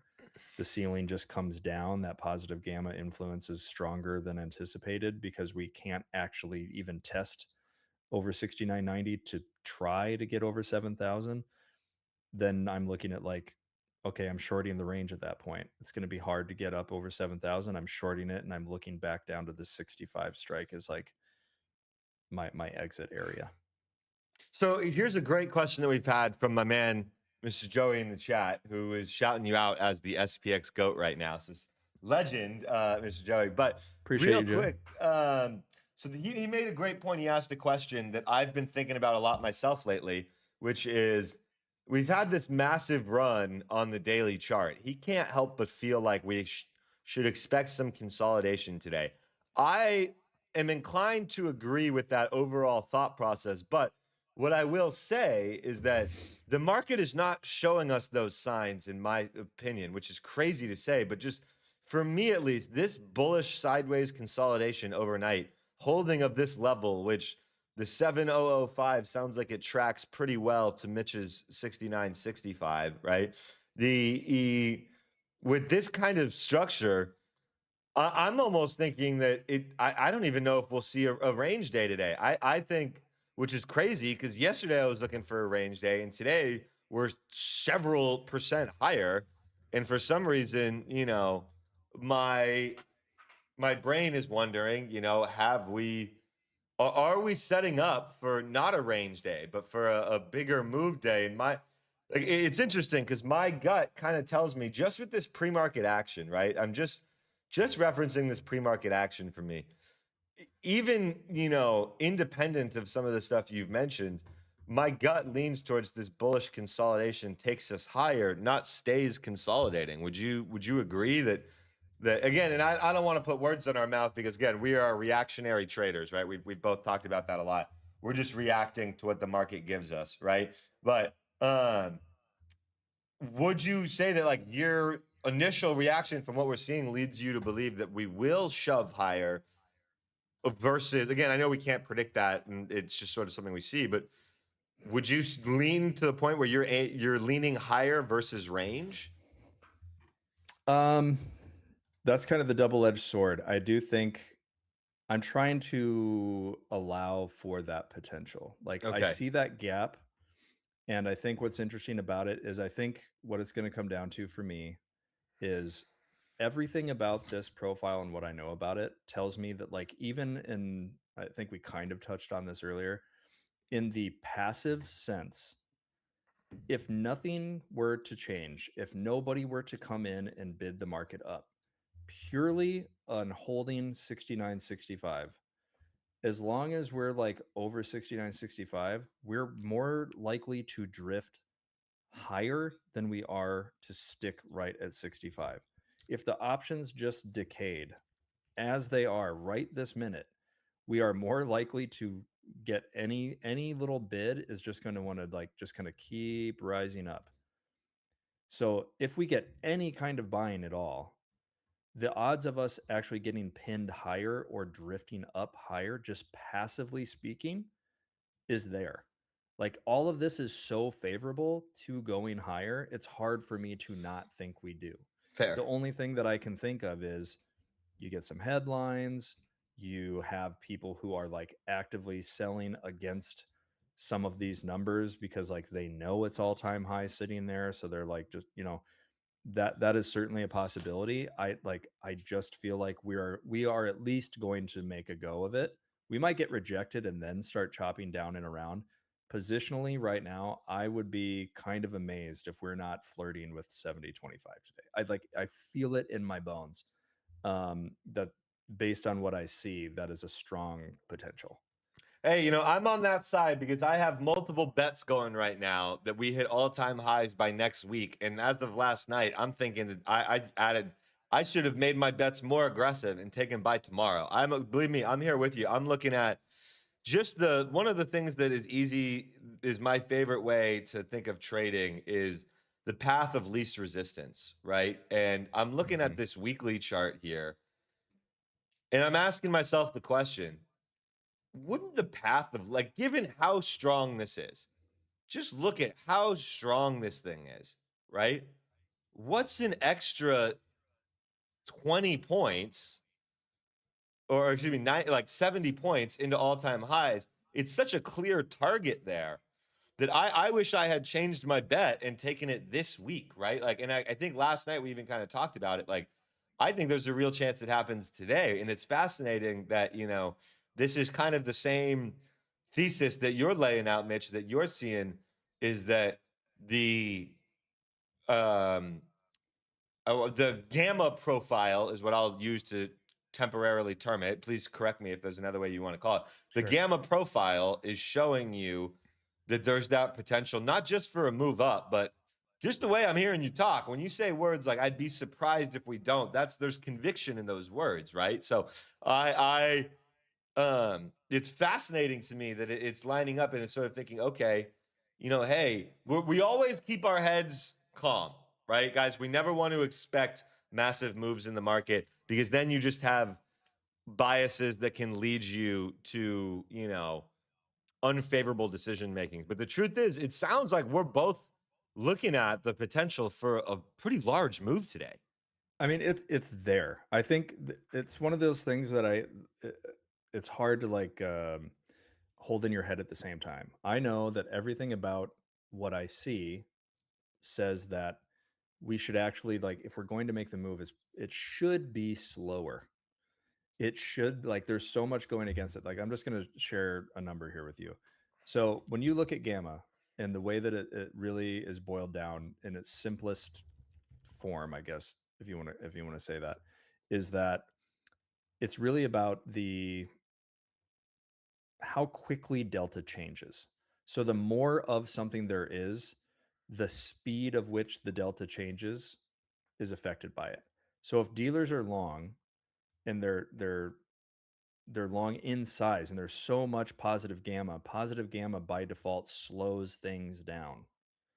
So if it is so heavily concentrated to the tune of the 70-25 strike alone as of the market open, if I'm looking just at 8:30 in the morning, the amount of the exposure there, if I put it like an actual dollar amount on it, is about 580 minis worth of selling just at that strike. And then you look above it, there's a little more and a little more and a little more, right? Like, so you take it in totality, all of those positions, the positive gamma, the expectation is it should start slowing things down. So, like, where we are right now, very minimal. It's like 200, right? But if we move up to 7,000, for example, and we're testing 7,000, it's the equivalent of like $12 billion. To get up to 70-25, it is closer to like 22 billion. So like there's a natural expectation of things slowing down because so much is selling against you. So that's where I said like we can get there because that same selling pressure of gamma can be magnetic in a way. Like it wants to get up there. Um, but it's just kind of like just like yesterday though. We went through 50 way quicker than I thought because people started speculating over it. So I think what will be really interesting today is do we see a shift where those positions of people who are long 7,005 and 7,020, do they lump into that bigger? Does that actually give us that same fuel that we saw yesterday, which was, I think if I actually pull it up in my little indicator here, this was yesterday intraday. Okay. Yeah, So yeah, yeah. 7050 or 6950, if you look at yesterday, just like look left over here, we got up and through that. We kind of rejected 65, which was expected because that was a big green bar.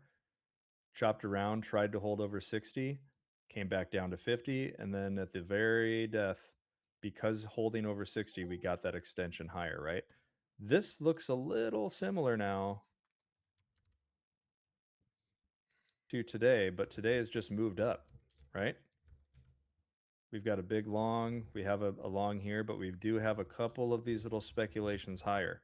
So that's what gives me hope here from 7,005 to 7020 is that like, you know what? Maybe we can actually get that extension and it happens earlier than later.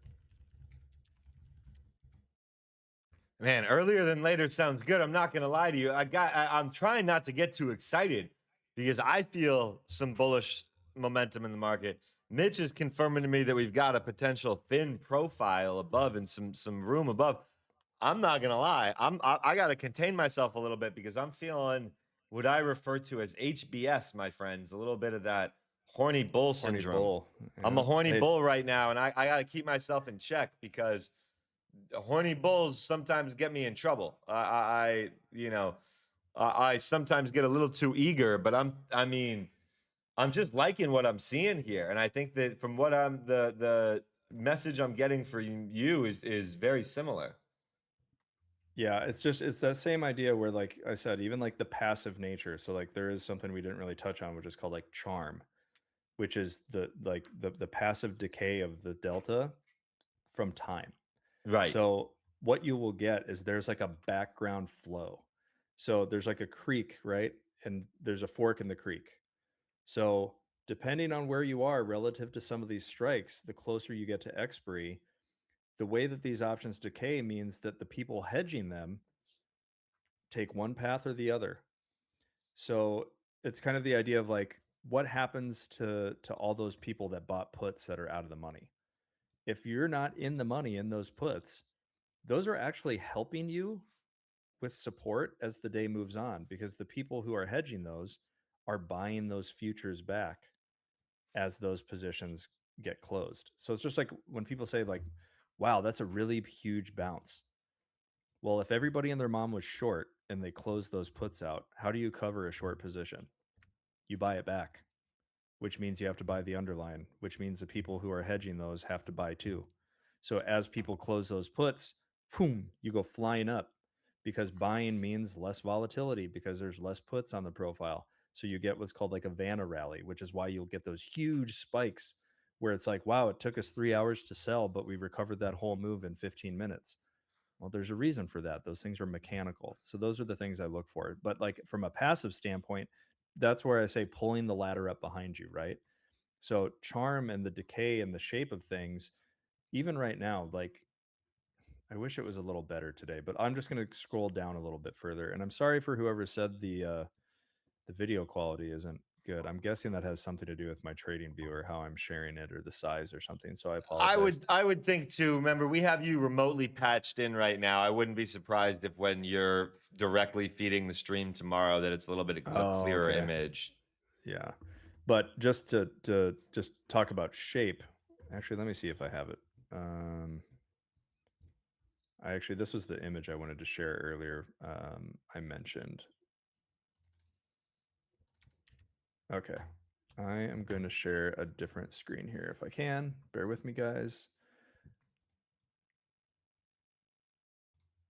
Mm-mm-mm. Good morning, by the way, everybody. Welcome to day 2 of Project 365. We are extremely grateful to have you here today. I think it's going to be a potentially fun day in the market. We're trying to contain ourselves and not get too excited about a potential large move, but at the same time, feeling good. I'll pass it back over here to Mitch, our morning pre-show host. So I see a new image on your screen. Talk to me about So that. yeah, so this was actually the going into the 14th, which was yesterday. Okay, so I actually posted this during the overnight session at just before midnight.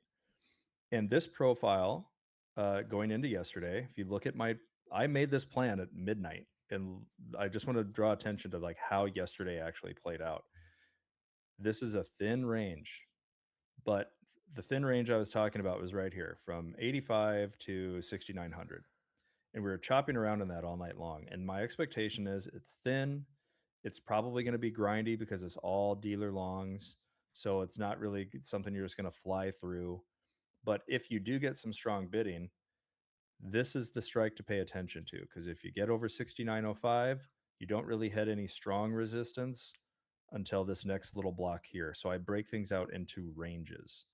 So if I was looking to trade something, I'd be looking for longs from around this area, 6900, and I would be targeting the top of that range to be that 4540.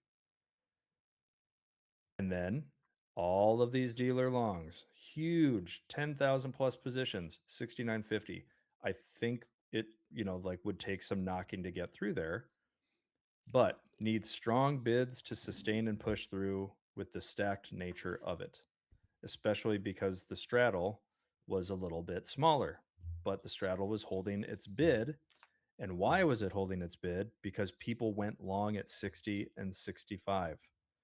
So if you go back and you look at where did we open yesterday relative to that note, we'll pull our trading view back up here. We opened at, let me get the other cash one. Opened yesterday right over that 6905, 6900, that little block. Where did we ultimately first reject that 40 that was marked as the initial target?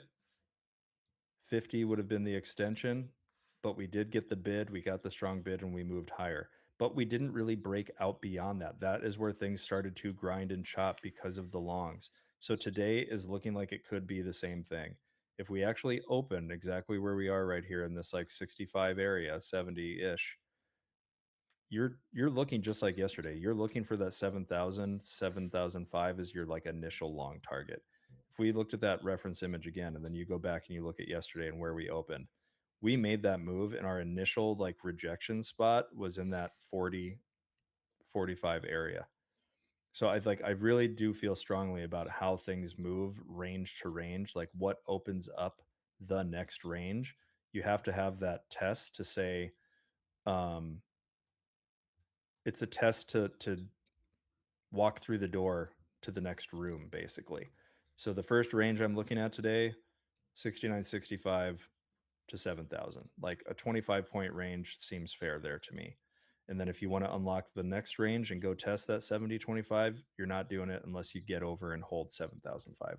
It's just if then. So I hope that's making sense to people. Like none of this has to be difficult. It's just I think I need to find a way to communicate it to you guys in a simpler fashion to the way I make sense of it.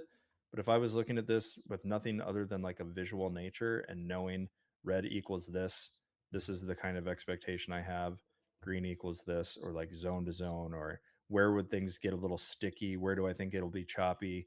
Where is my area of opportunity? I'm literally looking at if we get an opening shoved down and we like that's what I was hoping for yesterday. I was hoping we would have had a test lower first so I could have gotten an even lower long entry just to Right. go up and test 6940. Today I would love the same thing. I would go ham if we got a test where it looked like we were going to go test the overnight low and people start chasing shorts Yeah. and And then that just I'd be gets us saying, even better risk to reward to the upside long. yep.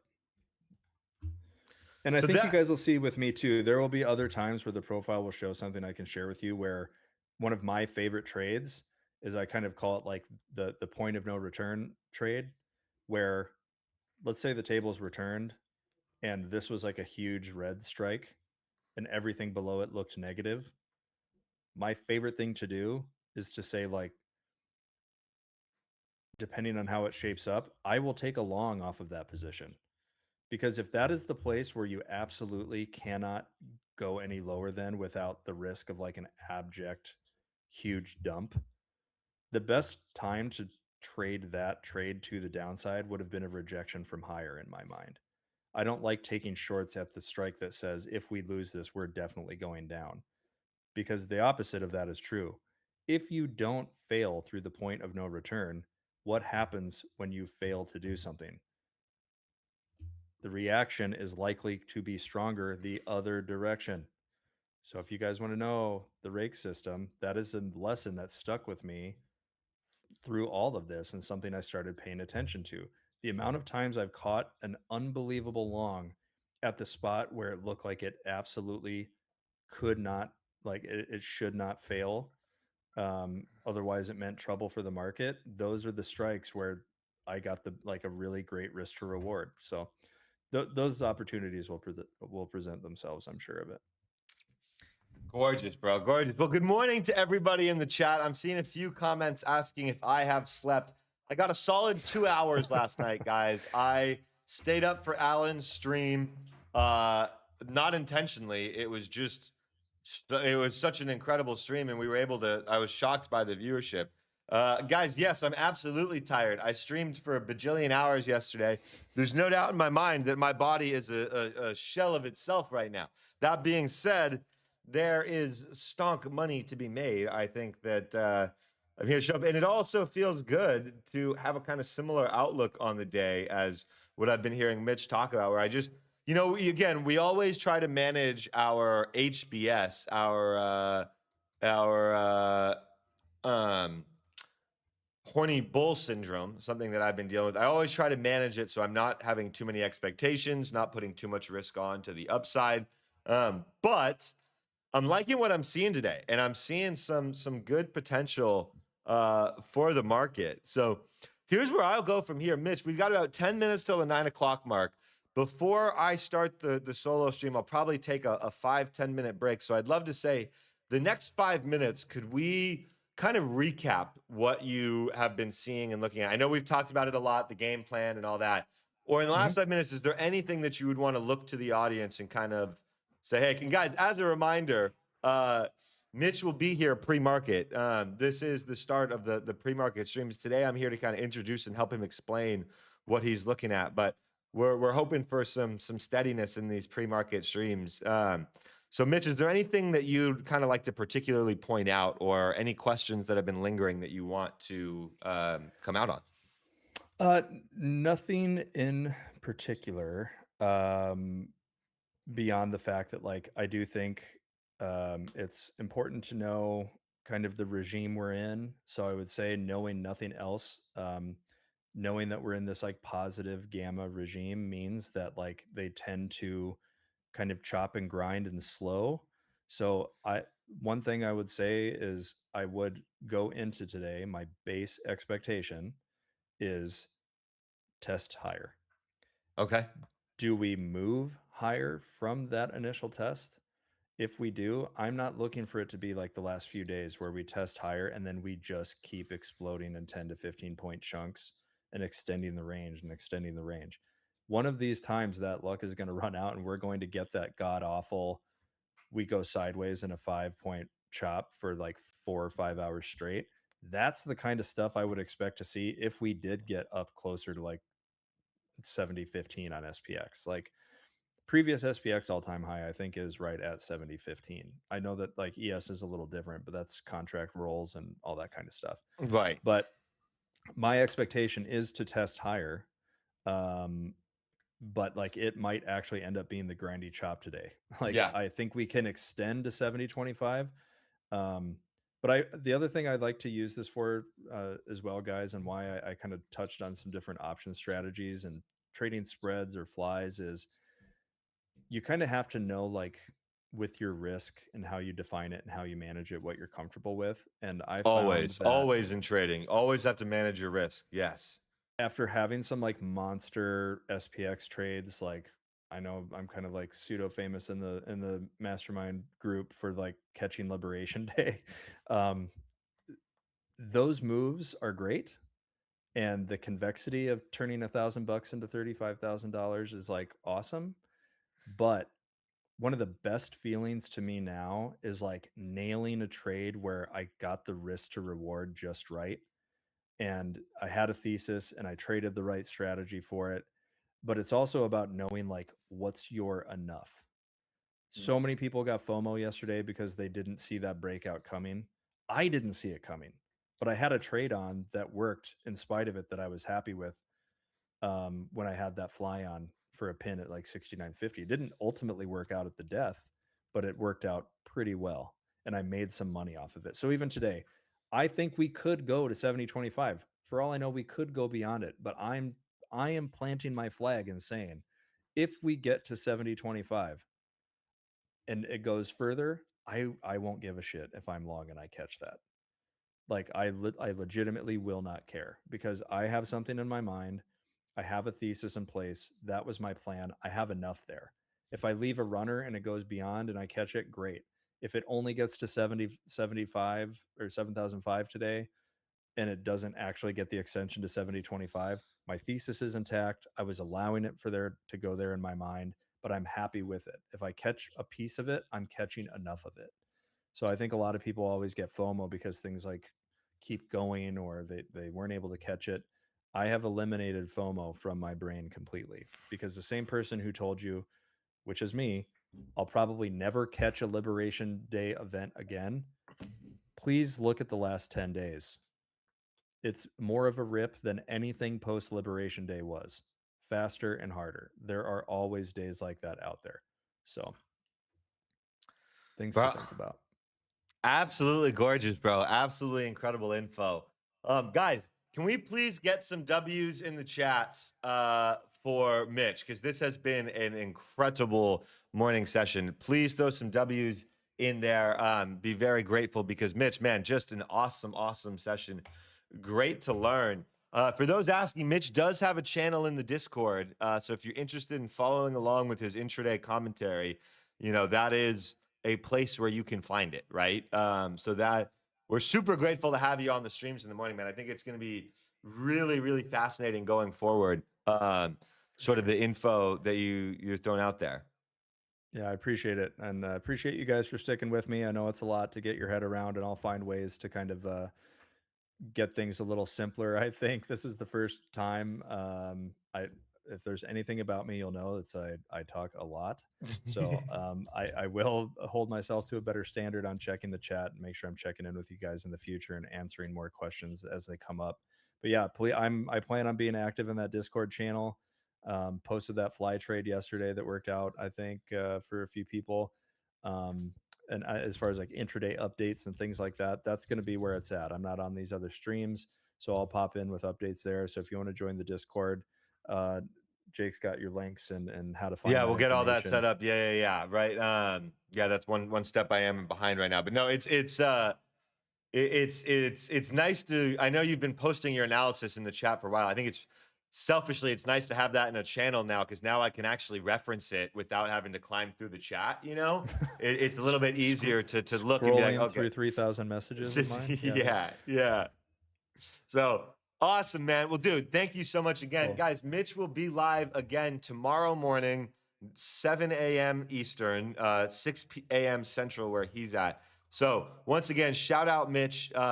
Mitch, dude, super glad to have you on here. Guys, we're going to take a brief 5-minute break because I have to pee and I want to get a couple of steps in before we start the New York stream. So seriously, guys, All right. Mitch. Hey, Mitch, real quick, throw the link to your Instagram account in the chat so people can know where to find you on Instagram as well. Yeah, let Yeah. me grab that real quick. All right. It's here. I'll probably be doing less of the pre-market posts and Of things course. I there mean, you're because here. I've You're got this live. now. Yeah. So yeah, but I'll do some recaps and stuff there. If I post it to the Discord, I'll post it there end of day kind of thing. So appreciate you guys for tuning in, and thanks Jake for the opportunity, and onwards and upwards, guys. Onwards and upwards, baby. All right. Thank you so much, Mitch. I appreciate you. And let's rock on. So, good morning, my friends. We're going to switch here to a solo stream. Mitch, I'm going to go ahead and I think you just leave that room whenever you're free. I'm going to disconnect from audio, and I'll talk to you soon, my brother. Great work. Great work. Peace. Okay. Wow. Good morning, my friends. Holy wow. That was pretty awesome, wasn't it? Again, big shout out to Mitch. I am doing my best here, my friends, to bring you, the variety of different traders. Truly, I want to bring you people that are super successful. Mitch is absolute legend in our Discord.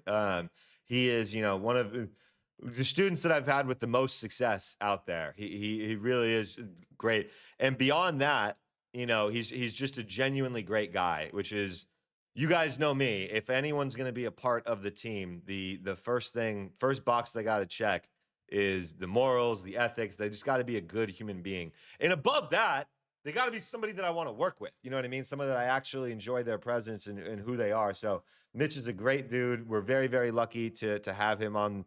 And that officially kind of brings us full circle, my friends.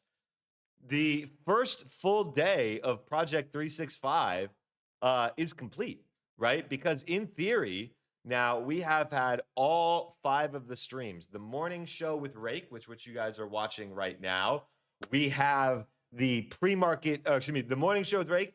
This afternoon, we'll have a power hour show with Christian. Honestly, I'm so dead that Christian might be rocking solo today and have a chance, which I think would be good for him. I want you guys to have a chance to kind of see him without me pushing some conversations and stuff, and just let him cook, right? So we had my starting each day, my friends, 1 a.m. Eastern, we have Mr. A. Zhang Trades, who did an incredible job last night trading the pre-London session. Truly, truly incredible. At 7 a.m. Eastern, we have Mitch and his pre-market sessions. I will be here at the current time of 9 a.m. Eastern, as ready to take over and rock the New York session. Christian and myself during Power Hour from 2 to 4, and Ron G from 7 to 9. Guys, this is paid for out of pocket. I'm truly putting all my eggs into this basket because I believe we will grow and be the biggest trading news network out there. So all of your support means the world in every capacity. So very, very grateful for you all. I got to take a quick 5-minute break and do a lap. All right. Please stand by, and I will be back in about 5 minutes, and we will rock our New York Open stream. Stand by, my friends. I love you all so much. Yeah, guys, don't worry. My sleep is screwed from today because I was on so much of those streams. Going forward, you know, I've got the team in place intentionally. Those people are very hand selected. They will be the leaders of their sessions, you know, absolutely. So, all right, my friends, I love you very much, and I'll see you in about 5 minutes.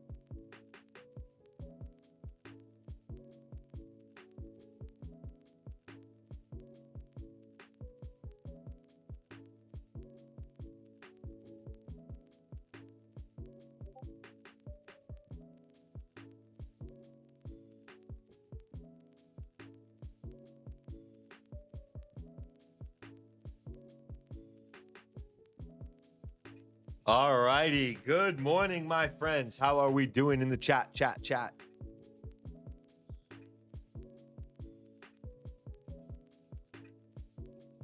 Good morning to the squad. Guys, let's get some love going in the chat. Good mother freaking morning. Project 365, baby. Day 2. Guys, I am on a maximum of 3 hours of sleep right now. I am on an absolute maximum of 3 hours of sleep right now. There's a 0% chance that I slept more than 3 hours last night. I watched Alan's stream, our London session stream. Dude, it felt like I was just listening to a goat explain his process. Let me turn the music down a little bit. He was so good at explaining what he was looking at. He's such a great host, man, that I just was like, I walked away, bro, and I was like, I couldn't look away. I literally couldn't look away. Also, I was pretty shocked by the viewership because we were able to sustain like 180 viewers at 2 in the freaking morning on the East Coast. Like, guys, I'm just so grateful for you all because this doesn't happen without you and your attendance and your participation in it all. But I just also won't lie. I'm so happy about the results of how everything is going so far. I think we're going to be able to build something incredibly special, man. Like, I just think we're going to be able to build something incredibly special. Yo, Mr. Papa Gorgio, by the way, you won a giveaway yesterday, I believe. Were you able to hear that? Mr. Papa Gorgio, were you on the stream when we announced that yesterday by chance?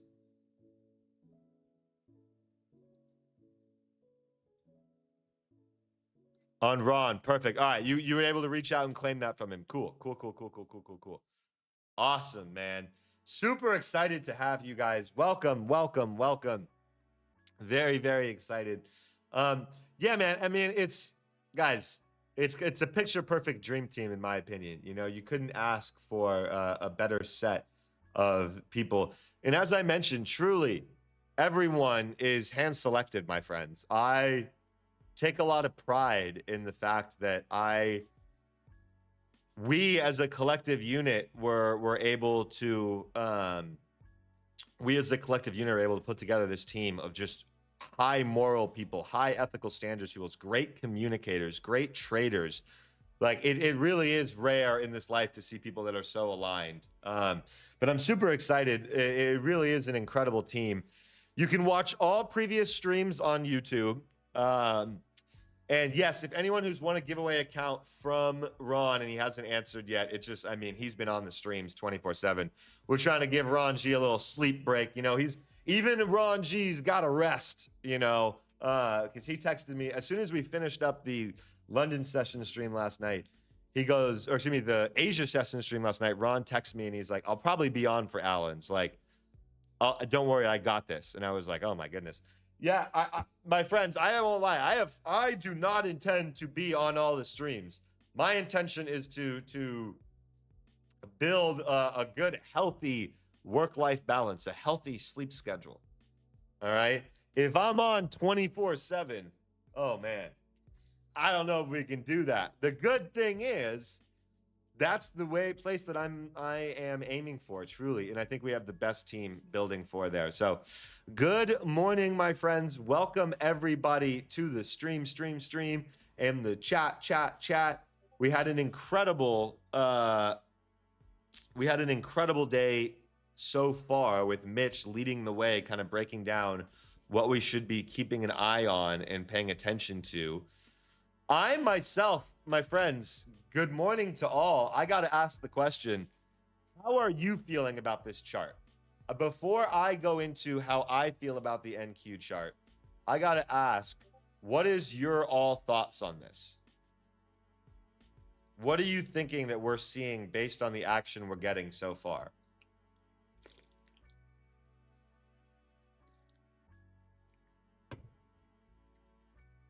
Little extended. Spike down into that level. Slap chop, caution, bull flag. I see a bull flag, guys. Yeah, I see a bull flag. with a couple of highs here. And then really, I'm not going to lie, my friends. Who was on stream yesterday, either in the afternoon or the evening, when I put my money where my mouth is and placed a bet, right? I placed a bet that I think that we might hit all-time highs in the next week. Now, don't call me crazy, or maybe do. Am I insane to think that we might be able to hit all-time highs in the next few days? I'm just looking at this weekly chart. I'm thinking today might be an option. And here's where I'm trying to contain myself, right? I do not want to get fixated on the idea that that is going to happen. I do not want to think that that is going to happen no matter what and put myself into bad trades. But I'm weighing the scenarios for the day, and it kind of feels like this is a very real option, right? We're so close, and look at how strong these candles are. What, are we just going to stop so close of that high? It kind of feels like it's going to come this week for me, which I won't lie, my friends. If that happens, I will feel a certain type of pride for calling that, right? But I really think that there's the potential for it to happen today. So here's the main thing I'm thinking about. One, what's my favorite scenario in which we could enter a trade like that? For me, it's in the NASDAQ today, and it's with this untested level down here. Now, I don't know if we get this. And believe me, I would love if we did, but I'm not counting my chickens till they roost, right? But somebody mentioned earlier that these highs look a little too obvious, right? It feels like everyone's going to be targeting those highs. I agree. But you know what might not be obvious to others is that we could use a level test first. And what if we got a little spike down into this level, holds, and boom? That's a scenario for the day that I'm really considering. And I might just kind of sit on my hands and wait for that level test. And the level test might never come. But if it does come, I'll be in a really good position to potentially take a look at it. So again, this is kind of a dream world scenario. What I'm describing right now is picture perfect, right? But I would love a pullback into this level, and I would buy a dip off the level. Normally, I'm an advocate of waiting till we're back over the opening print. Try to do that. I don't think we need to today. Look at this bullish structure we have. This is very clear bullish price action. Even if a trade that I were to take were to fail, I'd be okay taking it. I don't know what levels we have above. I think it literally might be all-time highs. Let's see.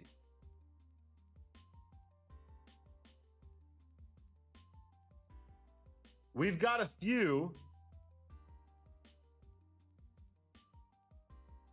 And we've got some resistance to get through.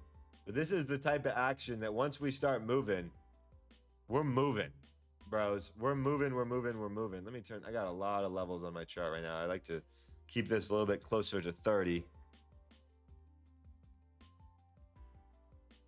I think this 150 is a I gotta update that 150. No wonder. That 150 feels like a good target, but I don't know, man. I'm thinking higher. I'm thinking all time. I'm thinking we can make a crazy move today. I'm not gonna lie. And I don't know if it's gonna happen or not. And I'm gonna be very patient, but that's a thought process of what I'm looking at. Good morning, my friends. Welcome to the stream. We are incredibly grateful to have you. For those who are new here, my name is Jake Ricci, aka Rake Trades. I am the host of Project 365, the host, the founder, the funder. It is my baby. I love this project so much. We are streaming 6 days a week for the next 365 days. I have some incredible hosts with me. I am super excited just to be where we're at. I saw somebody asked a question earlier about the motivation for 365. I'll talk about that a little bit more later on. I talked about it a bit in the launch YouTube video I made for it, but I'd love to talk about it more. I really did. And I also saw a great question. All right, guys. Excellent question here from Robert, who says, Jake, never been in any bullish scenario extended this much. I'm kind of scared, man. Any way to calm the nerves? First of all, I would urge you to remember that the market can trend a lot further than we think, right? So don't, the extension is one thing. I agree with you. We're extended. Price is not telling us we're extended. If the overnight action thought we were extended, we wouldn't be holding so well. The NASDAQ is holding so well, and it's holding that well because buyers right now are telling us that we've got at least some strength, right? That being said, one of the biggest things I really can't emphasize enough is that every single one of my really bad trading days nowadays comes from when I have those kind of nervous feelings. And it's not nervous that I'm going to do something wrong. It's nervous that it's nervous that I'm going to miss it, right? So let me just stop this right now and let you guys know that if any of you have this feeling of nervousness that you might miss a trade today, I want you to take a step back and potentially skip the first 5 minutes of the day. And the reason you're going to do that, right, is look, you accept in advance, hey, I might miss a trade, but if you're really feeling nervous, if you're really feeling anxious and FOMO, I promise you, I'm speaking from experience, it's better to just give yourself a buffer and not mess it up. My biggest struggles to this day, the days where I have the biggest issues and I give back profits, is when pre-market, I've convinced myself a bullish move is going to happen. And it feels like at market open, I need to get in. I need it. I need it like I need air, right? It's that feeling of, oh my gosh, if I don't get in right now, I will never, ever, ever get in, right? That feeling still leads me to my worst days. Now, for me, it comes in a little bit different shape, right? The NASDAQ is opening up flat right now. It's opening up sideways, right? It's literally down 2.5 points. That's not usually the days that get me in trouble. The days that usually get me in trouble are when we're gapped up enough that I have FOMO and I'm slamming long at the open, right? We're not setting one of those up today from a chart wise. Not gonna lie though, my FOMO is still pretty high. Okay, so I'm trying to keep myself contained and sort of remind myself that, hey, don't worry about getting the first entry. Hey, if it's a really, really bullish day that has a super strong trend, we're going to get another entry. That's part of the emphasis I have in my lesson 9 of our mastermind is that if there really is a trend day, then there's an information to be had on the 15-minute chart and probably an entry, right? So don't have FOMO about missing potential trend days, knowing that you're usually going to be able to find yourself an entry, right? So good morning, my friends. Welcome to the chat, to the stream. I am super excited to have you all. We are on day 2 of Project 365. Really, this is day 1 because day 0 was the pre-launch day. Today, this is already our 3rd stream of the day, my friends. This is literally our 3rd stream of the day. Alan, the pre-London master, genuinely one of the best guys out there, was on from 1 to 3 a.m. Mitch, the goat of Gamma, I'll call him, was on from 7 to 9 a.m. I'm on now. We have already streamed for 4 hours today. We have already provided that value out there for you all. We are super excited. My baby gold looks great. I think gold has a great opportunity to get a nice move today. The only thing is that I don't mind a rest day in gold because I think that if we rest today, tomorrow could be a really nice day. If we could get a little bar like this on gold and then tomorrow's green candle like that. And the pre-market action is signaling to me that it's a little less potentially trendy than the NASDAQ. Although I'll tell you what, it looks pretty friggin' good. All right. Like it looks pretty friggin' good. I am at the moment pretty bullish on gold and on the NASDAQ. All right. That's kind of where I'm looking for the day. I think that we have some potential upside in both of these names that is friendly options, I'll call it. Right. Now, my gut does really say that the NQ can get a level pullback. That's what my dream world entry on the NQ would be, because oh my gosh, what risk reward that would be up into those untested overnight highs, about 140 points. Right? So my preference on the day is if we can get some sort of shove down into that 909s. Will we be that lucky? I don't know, guys. That's asking a lot, truthfully. It's asking a lot, but if it happens, man, do I think we could get a good trade. So I'm super excited. I am very, very excited. I think we have some good opportunities today. I am also going to be myself today. I am trading on screen, you're going to see a take profit trader account. Guys, I'm not going to lie. I talked about this on the other night streams last night. I got pretty upset with myself yesterday, even to the point where I left our stream where I'd gotten stopped at even, which was really stupid because I don't move my stop to even. I let my trades play out for this exact reason. We went exactly where I thought we were going to go. I got in my head because someone commented, yikes. And that really got in my head. So I closed the trade at even. I left and went and talked to Lourdes the goat. Lourdes, my housekeeper, the goat. And she knows what we're doing. We're really close. I've been telling her about Project 365. And she goes, wait, I don't get it. Aren't you like the guy? Right? Like you're the guy. So why would you ever doubt yourself? And that was literally a minute after I closed the stream. And I was like, okay, you're right. She's like, you're the guy.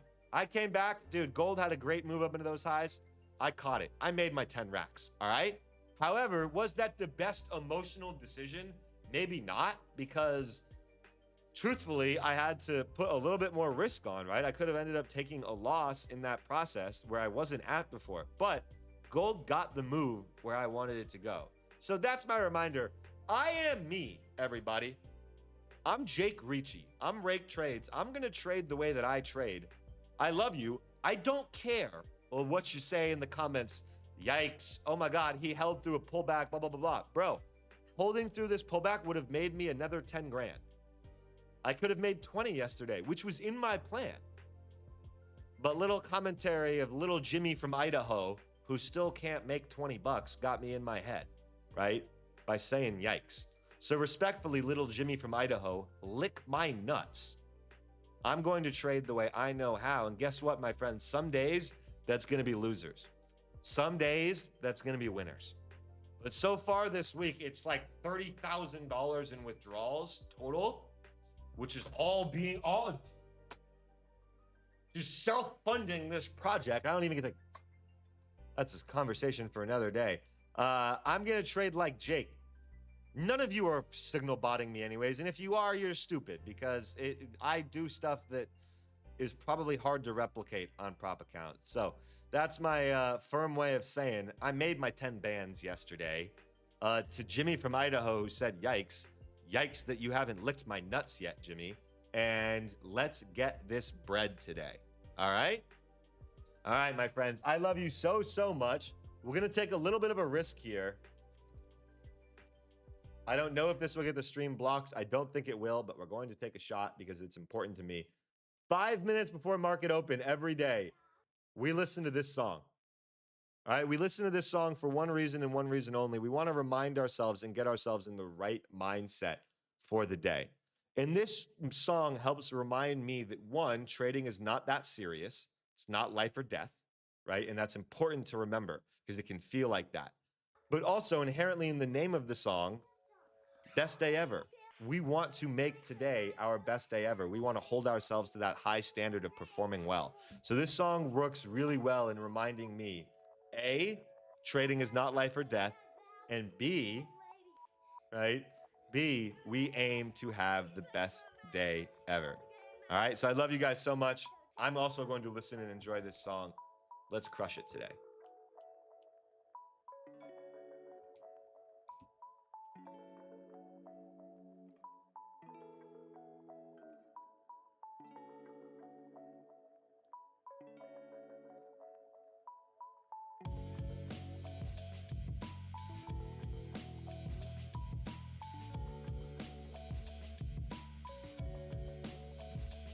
My friends, do me a favor, throw a like and subscribe on that screen. I have not once promoted a partner since starting these streams. I don't intend to today either. Right now, we are running off vibes and support from you all. Like and subscribe.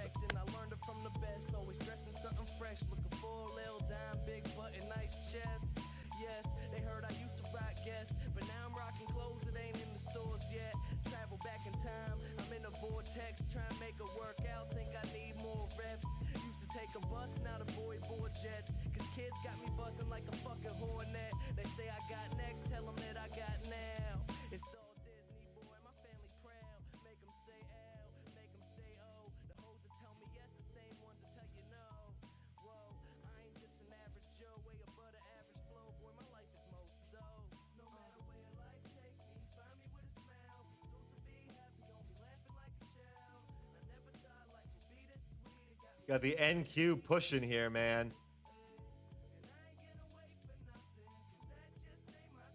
I don't think we're going to get that level test. It's going to be the best day ever. About a dream and it ain't about me. All right, in an attempt to prevent getting blocked, we're going to pause it there. My friends, so excited to have you all in the stream. So grateful for you. Let's absolutely crush it today. Got the glasses on because truthfully, I am tired and it probably looks like I'm stoned. I'm not. I'm literally not. I am just running off pure fuel and adrenaline by how excited I am for this project. So let's see what we can get today. I would love the NASDAQ to get a pullback to this level. So far, it is not setting, it's not instilling a whole lot of confidence in me that that's what we're going to get, but I really would love that. No shot you haven't smoked today. Bro, what do you mean? I woke up 3 hours ago to go on live stream. No, bro, I haven't taken a puff. Guys, I might be a common misconception of me. I don't smoke weed before I trade. You know, I might partake in the za, in the fog after I'm done trading or towards the end of a trading session. I don't wake up in fog. I wake up and lock in, bro. I wake up and lock in. Oh, good morning, my friends. Thank you again so much for being on the stream. Let's get a little bit of tunes going here. I've got my copyright-free playlist.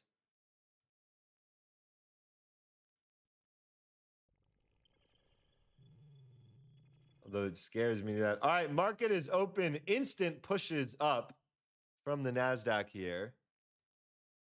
Actually, we got a lo-fi for a little bit. We got a lo-fi for just a little bit. Just to keep, I don't want to get blocked.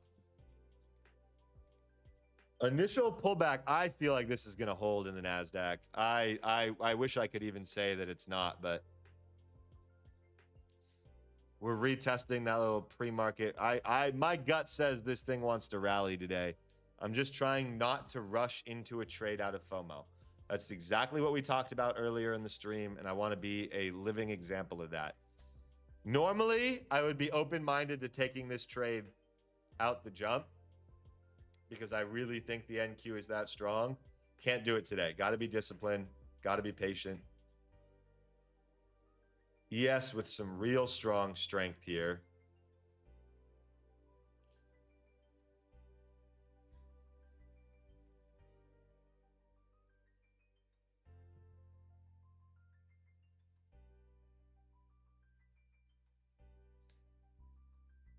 Man, that might be our... I was just looking at for a potential entry, You know, we have this knock zone where NQ had struggled pre-market. We came back and retested that. So the knock holding was a thought process for me.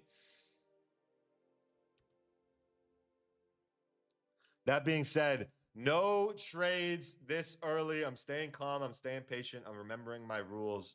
Not that I have a rule of not trading this early, but I have a rule of not being a goddamn degenerate unless it's time to be a degenerate.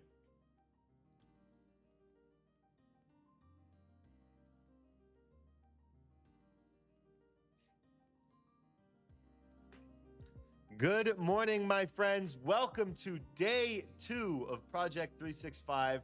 We are so excited and grateful to have you on the stream. We are watching right now the NASDAQ in the ES. We've seen some early morning initial pushes, but question is, are we going to hold here and get another potential trend, or is this the start of a little bit of a larger pullback, maybe into an untested lower level down here? That's kind of the game we're playing. That's the info we're seeing. Seeing a little bit of strength in the YM, but it's also pulling back quite a bit. So I think that is signaling, you know, a little potential for some more pullback. I'll tell you what, though, the NQ is holding up really strong. Just based off the early reactions, the NQ leads me to believe it wants to hold. Again, I'm not really putting my money where my mouth is there yet in terms of taking any positions, but it really looks like the NQ wants to hold. And there we go. That's what I was kind of talking about.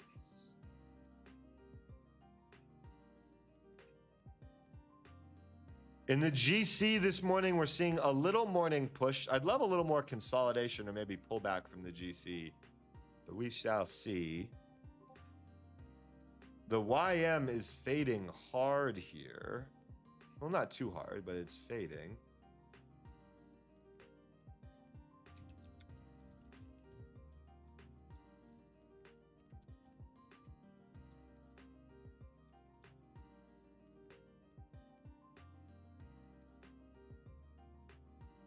The NASDAQ just looks so strong, man. This looks so strong. Kind of kicking myself for not taking that initial stab. But that is a choice I made. Like I said, pre-market, if you're going to choose to not trade the first couple of minutes of the day, you need to stand on business. Whatever side you pick to, you've got to stick with it, right? So I am choosing the side of patience today. Patience, patience, patience. That being said, I already know there's some of you degenerates out there who've already caught slamming some NQ longs, and I hope you're sitting pretty right now, my friends. I'm rooting for you. I'm rooting for you.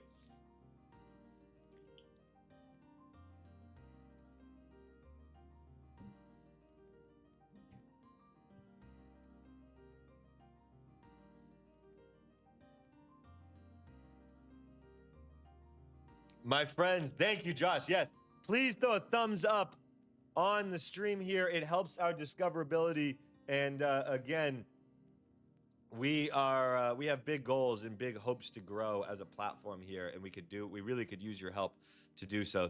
So even something as simple as throwing a like on the chat is very helpful for us, and we're super grateful for every single part of support that you show us. All right, the NASDAQ is. I am unclear, bro. I think there's a few different ways this could go. I'm intrigued that ES. So we're seeing a bit of a divergence in the behaviors of the ES and the NQ. The ES has already taken out those overnight highs. The NQ has not. Now, you could use that a variety of different ways. You could say, is that the NQ being weak, or is that the ES showing its sign of strength? I don't think it's black and white one way or the other.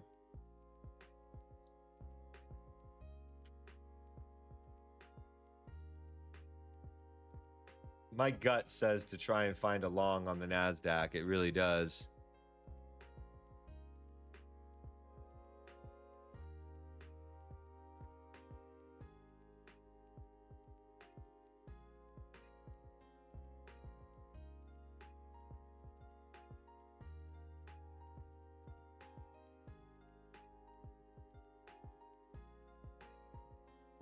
we can trigger a 2-minute 1, 2, 3 here, I think that looks good. We've got this on the smaller time frame. The 1 minute just triggered a buy. We'll see if that kind of holds up and works out.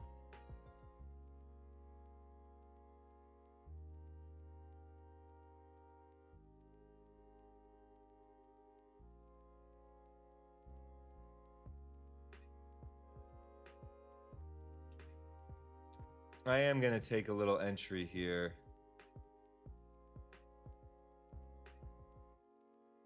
It's early. I know I could lose, but the risk is tight. I've only got about $1,500 of risk on here, which is tight relative to my position size and everything. So I'm okay taking about $1,500 worth of risk.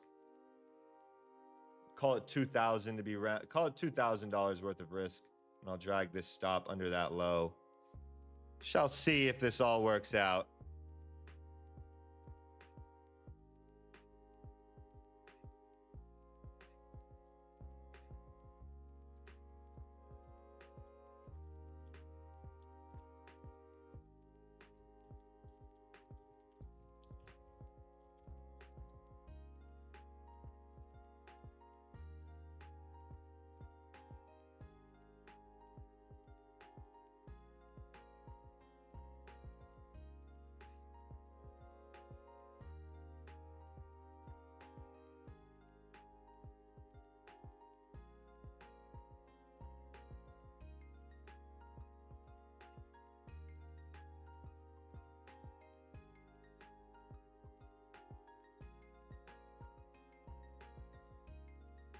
And now this is it's just a trade I'm willing to risk. It doesn't feel like a giant risk to me.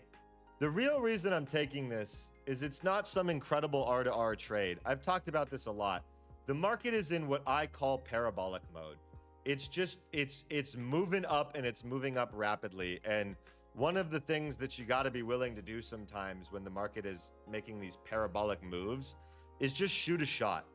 Is this a dream world setup for me? Maybe not. But it's also high quality enough that I'm down to put some risk on the table, because if we have massive trend day like we've had over the past few days, I'd love to be a part of that. And I want to have some risk on the board for that.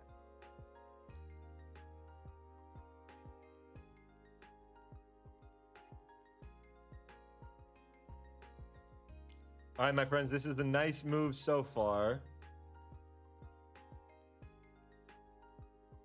We want to see this hold and not fail this spike, though. That's the key. Breaking above was step one. We need to see this hold in order for us to get that continued momentum.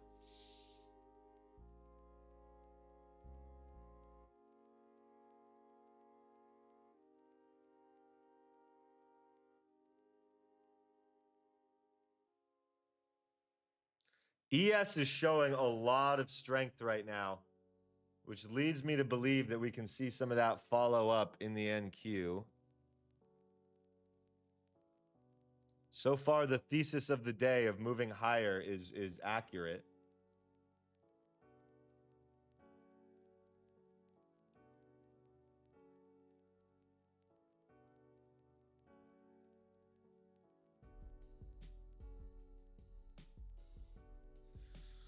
Ten minutes into the day so far, my friends. Mental check-in, doing a little mental check-in with everyone. How are we feeling? Are we on tilt? Are we in control of our emotions? I used to set an alarm, actually, for every 10 minutes into market open to remind myself to take a deep breath and to frickin' chill. All right? It's not the end of the world if you've missed an entry, if you made a mental mistake. Don't beat yourself up. Kind of remind yourself that, hey, we're 10 minutes in, you know?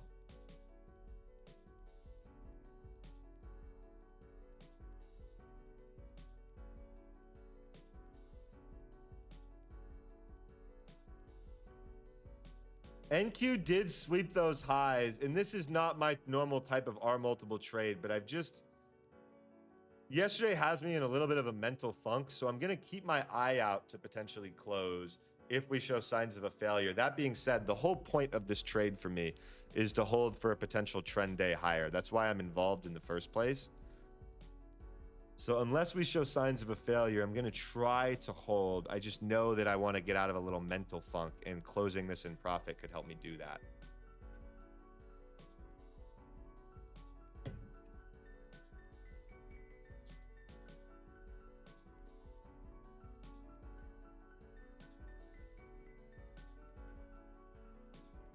This would be part of the reason why for reactions like this. Again, I'm not going to rush out. The whole reason I took this trade was for the potential for that trend, right? So now I would be I just have the R to R tool here because that's that former high. But I can't be a hypocrite. I gotta stand on my business, which is that I'm trying for the potential move up into a trend day. I'm less interested in a 1R trade. All right, these are the former highs we're pulling back to. Let's see how those hold.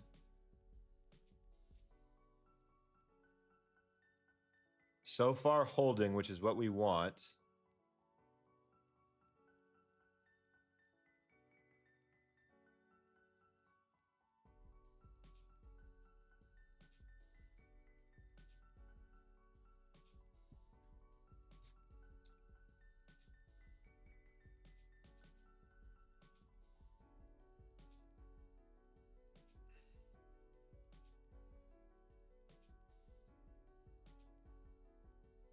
This is not an ideal reaction for me. I want us to hold these former highs, hold those former highs, hold those former highs.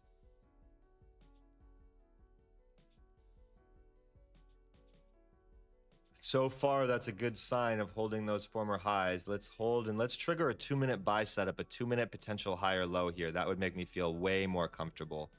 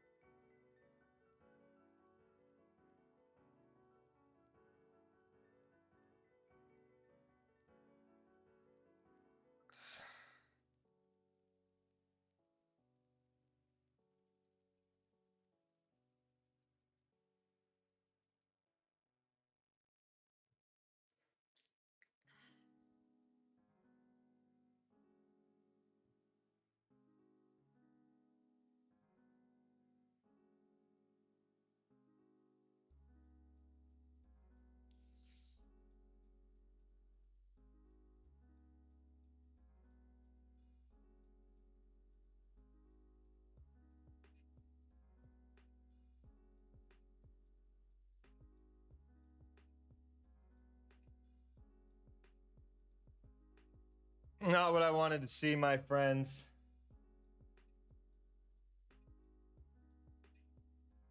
Let's see.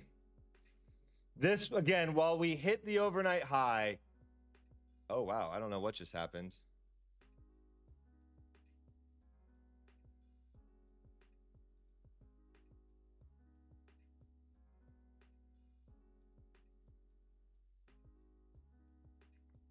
Got to be a Trump headline of sort, right?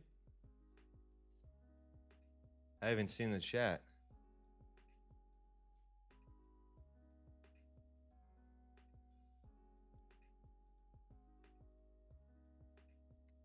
Whoa, did we get any news?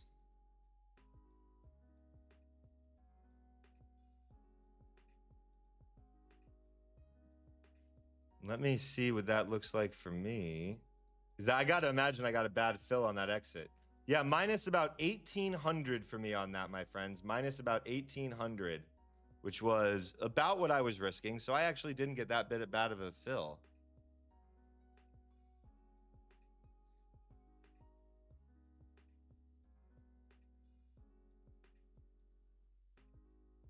I'm not gonna lie. I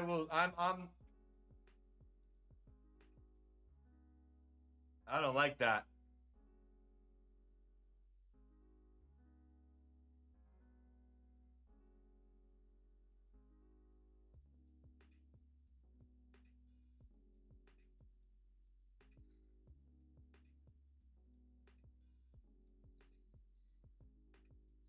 I can pin a comment. Yes, yes, yes, yes, yes. Good morning, guys. Sorry, I haven't been checking the chat. I was in a trade. No, no, no. Don't worry. No tilt. No tilt. No tilt. No tilt. To be fair, I've been staying away from the actual account. I'm in. Wow, man. What the happened? Was there a news? Was there news, or was it just a spike under those lows?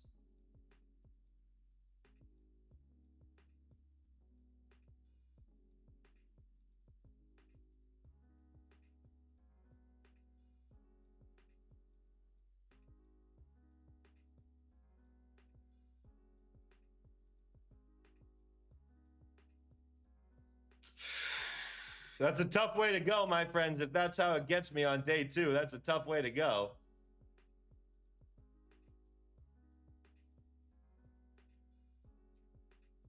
Man, ES with that level retest. ES, I think, was just coming back for that level retest.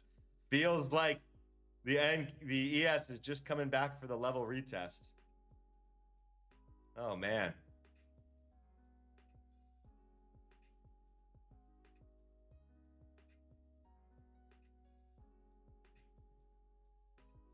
Guys, I have no worries about your perception of me. Someone just commented, don't worry, Jeet.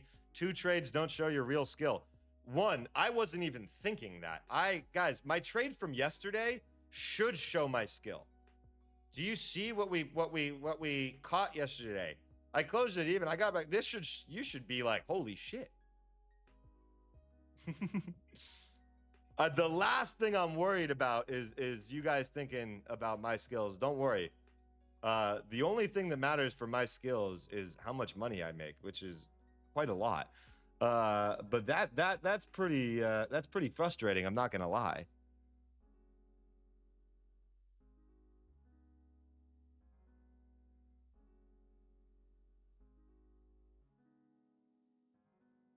All right, guys, I love you. Holy shit. And I promised myself that I knew I was a little bit sleepy today, my friends. I knew I was a little bit sleepy, so I told the chat. I told some of the other stream hosts, I was like, hey guys, make sure I don't crash out on the chat just because I'm running on 3 hours of sleep. That being said, one comment is, hey man, we live and we learn. You can use this to journal today. Bros, we are on different wavelengths right now. I have nothing to journal. I got nothing to journal, bros. I lost a trade. This is my life. This is what I do every day.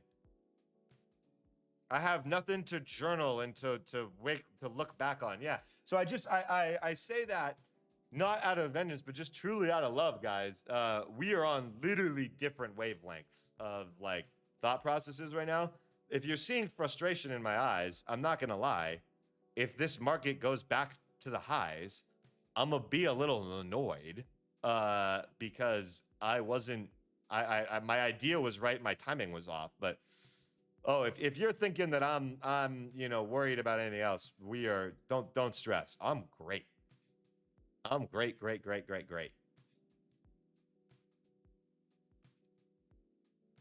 Also, trading live is not new to me. I've been doing this for several years. We're just new to putting it on YouTube.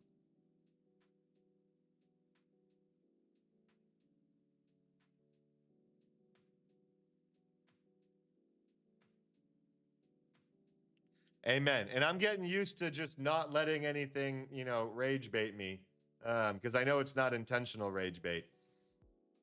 All right, so this is a little frustrating. I'm not gonna lie. Take a deep breath. Sometimes I scoot back from my chair and I take a deep breath.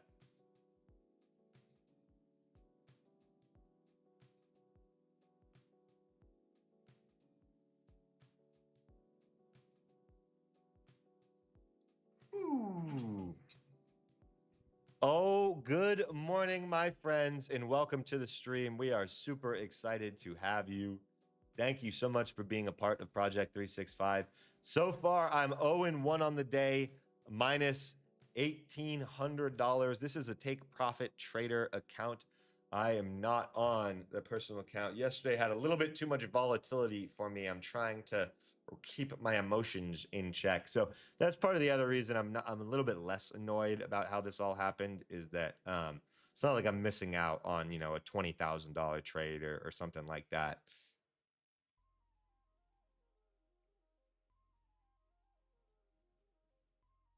That's actually a great comment from Josh. That is a really powerful, it's a really powerful thing that I personally do and teach. Let's say, you know, that something like what just happened to me happens to you. You take a trade where we don't know for sure, but it looks like I might be right. Who knows? Maybe I could be right. But I got stopped out, and then immediately we rocket back in my direction. Right? The biggest thing that helps me not, quite frankly, F things up after that is the stand up and step back. You stand up, you step back, and you just take a second, bro.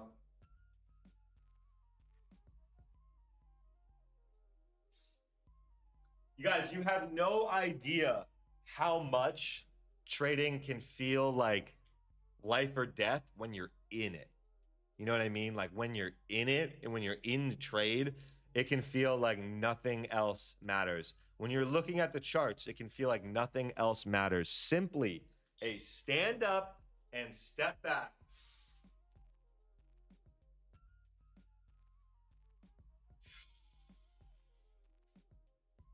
That stand up and step back can do wonders for you, my friends. Absolute wonders. Absolute wonders.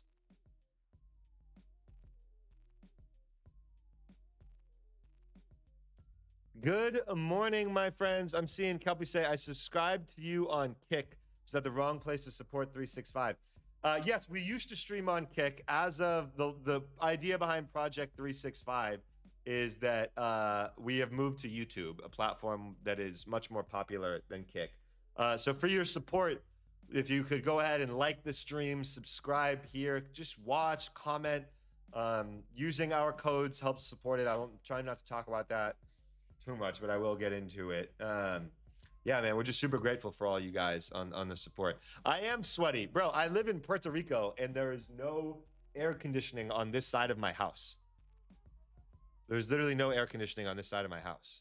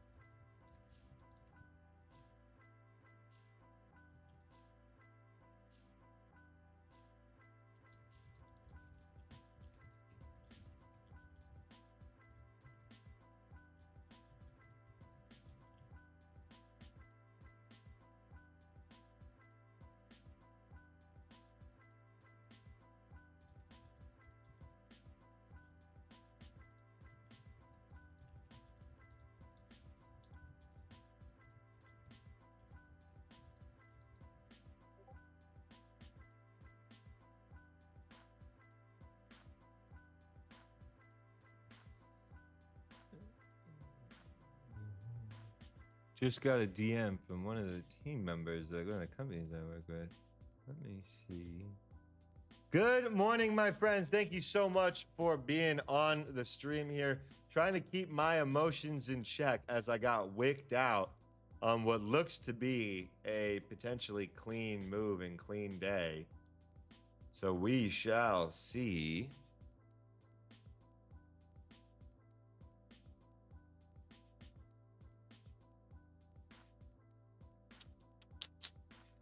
All right, my friends. Let's see. How's everyone else doing so far today? I haven't checked in with you all. How's the morning session been so far? Anybody having a good session, making some money? Today will be a rather short stream because my brain is dead from the last few days of streaming. So I'm gonna risk the copyright, baby. We'll go into the real music playlist.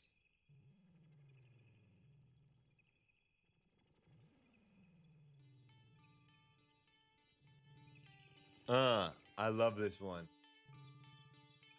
My gut still leans towards the upside in the NASDAQ, even the ES. If I'm not mistaken, the ES just pulled back to exactly a level.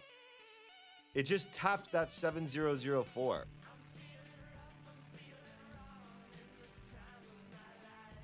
Made some money overnight, up 650, made 600 in London, down 700, same Stewie, down 1K, sames. Got wicked on the same run. Such a frustrating wick, man. Unfortunately, ES hit this level. I wish I had bought it here, but I was too busy getting stopped out on the NASDAQ.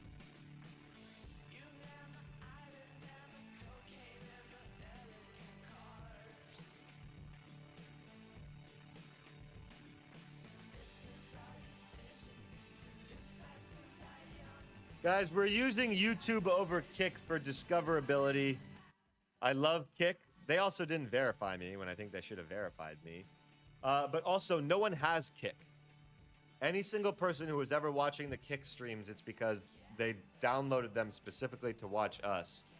There are so many more people on YouTube. We can reach a lot more people. It's not even close.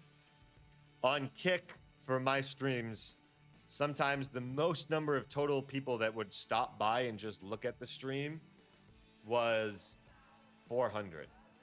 For reference, on today's, that's total people looking at the stream, not concurrent viewers. It'd be like 500 or 600 total looking at the stream. Concurrent viewers 400, which I'm very grateful for. YouTube, we're already on thousands of people. It's night and day in terms of the discoverability. Which I guess, while I have taken half a second here and I'm taking a deep breath from that trade, no, I don't plan to multi-stream because I don't really see the benefit of it. I love you guys. Anyone who is on Kick, watching us on Kick, will just come to YouTube. Kick doesn't offer anything super unique besides the music thing. But if I'm multi-streaming, there's no benefit to that, right? Because I couldn't play the music anyways. So there's really no point to multi-streaming, especially to a platform like Kick where there's just not a lot of people there. So no, I have thought about it. The answer is no, we don't intend to multi-stream. But yeah, guys, Project 365. I mean, I had a question earlier that, no, it doesn't cost anything, but it kind of does to me, just because you split your viewership, right?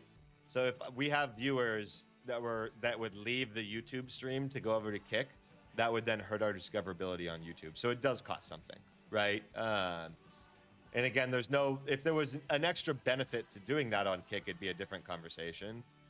But there's not, right? The only benefit to being on Kick was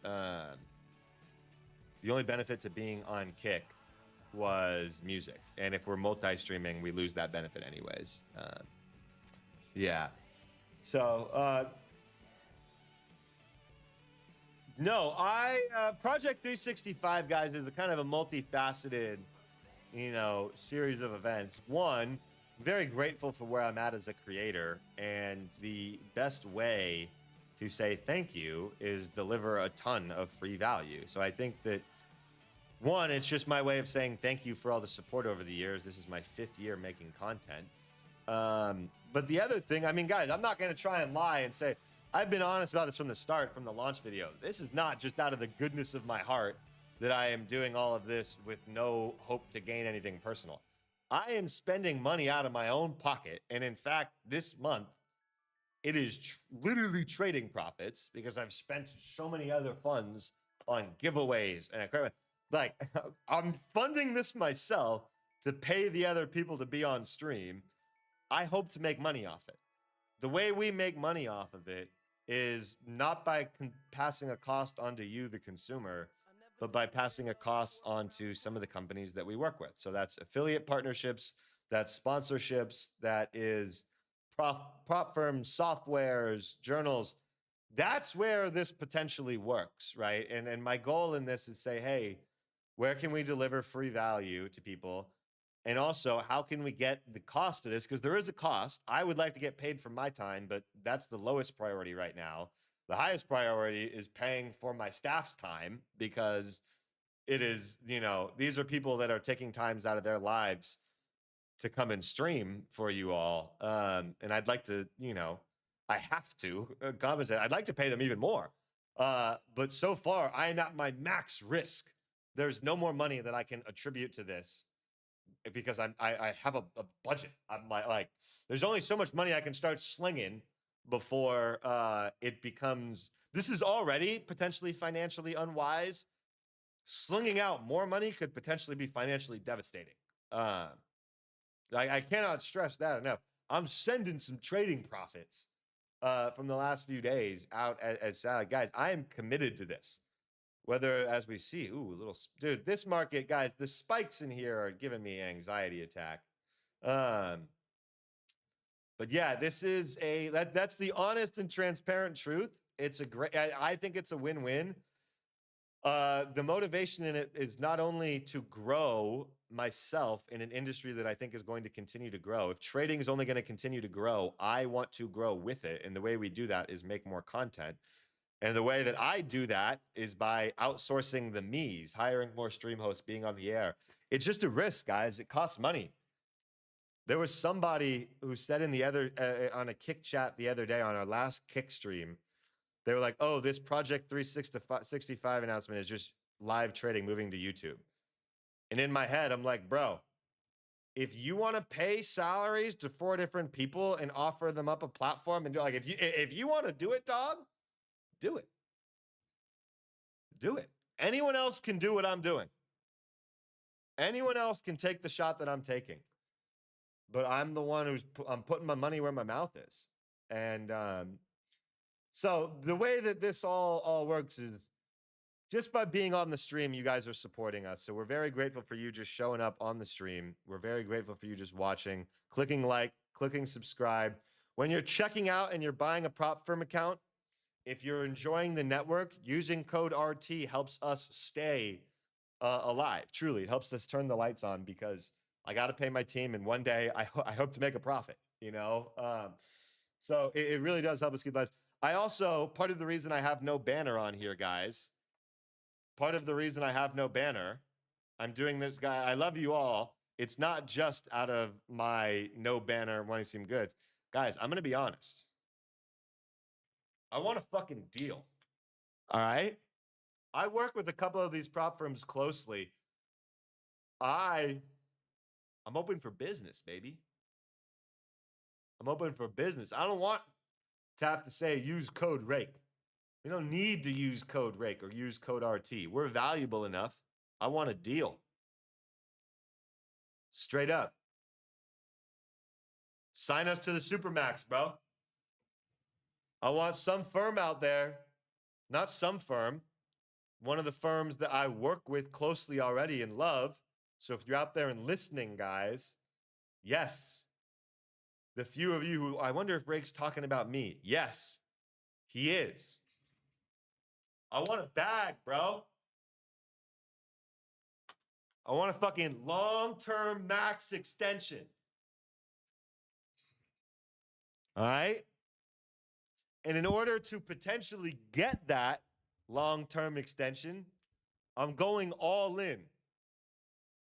I'm putting my staff, operating at a loss, putting my staff on the air, giving them an opportunity to grow, paying them for their time, putting them in a position to educate others one day. I'm all in, baby. I'm all in. It's time for the max. It's time for the max. I want the max contract. All right? Give it to me, baby. That's actually a great idea. I am going to upload a free agent banner right now. That's the greatest idea that we've ever had.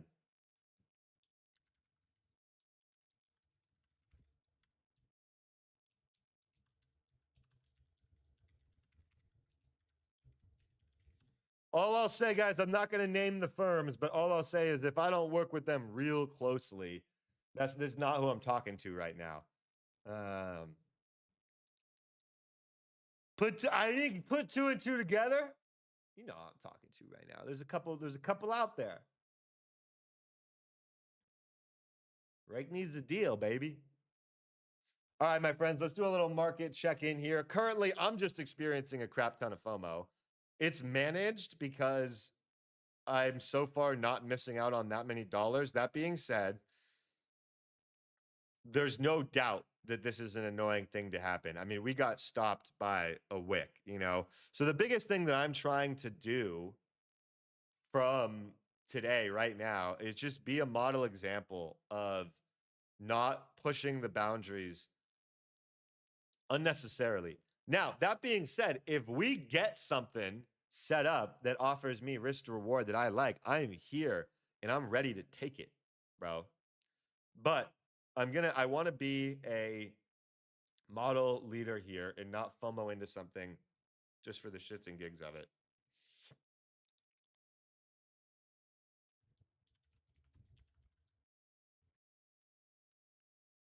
But yeah, guys, that is for those of you wondering, Jake, what's the point of this whole thing? You know, I know you want to obviously I hope you guys know that I truly at the bottom of my heart want to help you grow and succeed. I'm not I'm not I'm not a saint, bro. I have my own personal interests in mind as well. Rake is a free agent, baby. I'm a free agent.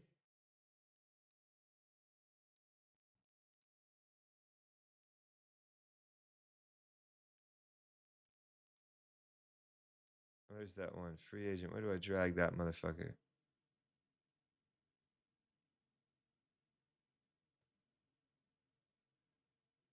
Bright and clear. Yo, to the firms out there listening, day one, 10,000. 10,000 views day one. Haven't even started working on this yet. We haven't even started our clipping campaign yet. Don't fuck with me.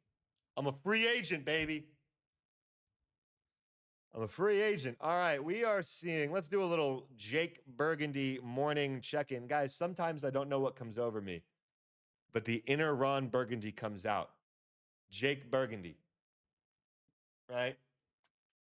Jake Burgundy comes out. So, little morning update. Good morning, Puerto Rico. And all across the world, we are extremely happy to have you. Welcome to Project 365. I am your cult leader, Mr. Jake Ricci, Rake Trades. In addition to myself, a reminder, we have a variety of cult leaders here at Project 365. Every single day from 1 to 3 a.m. Eastern, Mr. Alan Azang Trades is on. From 7 to 9 a.m. Eastern, we have Mitch the Gamma Goat on, providing pre-market analysis. Myself in the New York stream session.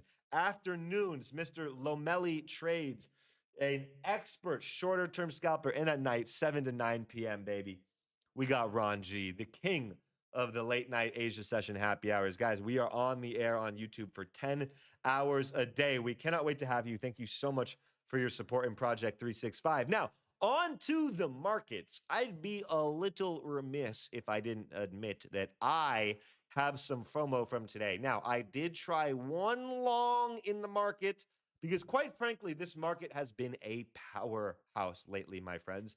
I don't care what kind of news headline you are, you literally can't stop this market. This market is a crackhead in pursuit of a $2 bill. You cannot stop this market. It is a rock star. I still believe will be at all-time highs. However, did have a little shimmy shake today. I won't lie. I ate a little stop loss. Not super stoked on it, but it's part of life. Now, the NASDAQ has not tested its lower level, but early morning signs lead us to believe that we might be looking for a trend upwards into the 150 levels before we come down lower. Now, if you take a look at the ES, the S&P 500s, pre-market, we had some untested overnight highs. Early in the day, we got a rally into those overnight highs, but it felt like we needed some sort of pullback.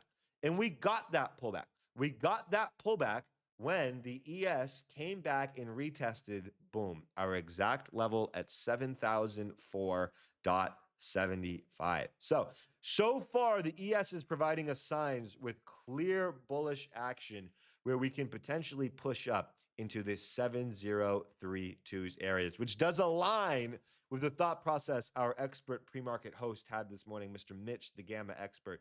Again, my friends, if you are looking to either learn trading, level up trading, get better, potentially put yourself in a position to be one of the next co-hosts of the Rake Trades Network, it all starts by showing up every single day in Project 365. We're so grateful to have you. Bang, bang, boom. Jake, turn the beat up.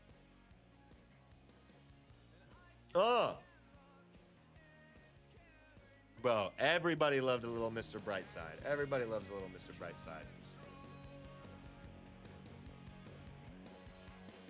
Good morning, my friends.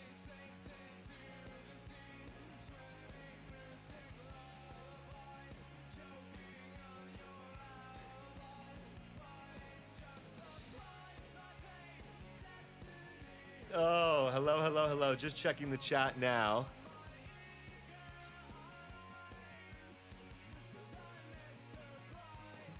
You're looking at all the coffee chatters on YouTube. That's you.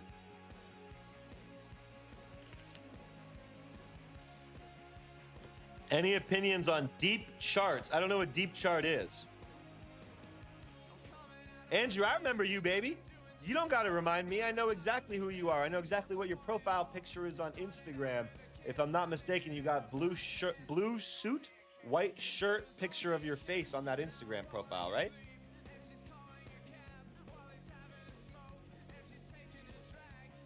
Maybe I'm crazy. My memory is sharp, bro. You guys think that I don't, you guys think that I smoke joints and I lose this stuff, bro. I smoke joints and I gain power. Every time I smoke a joint, I'm building power. I'm building power. I'm building power.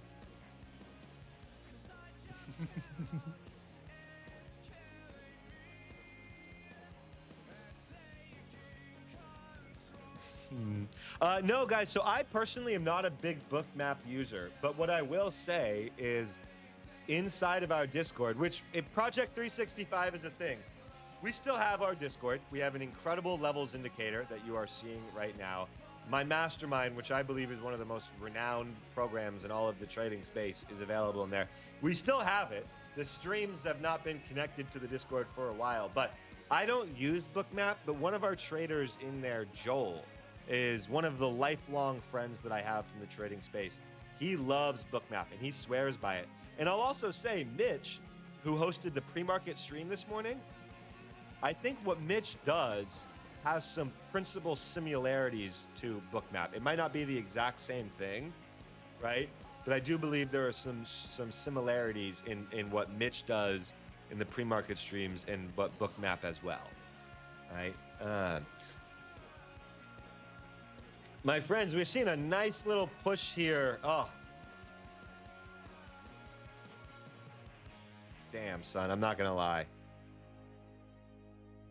I'm a little, this makes me feel a little sad.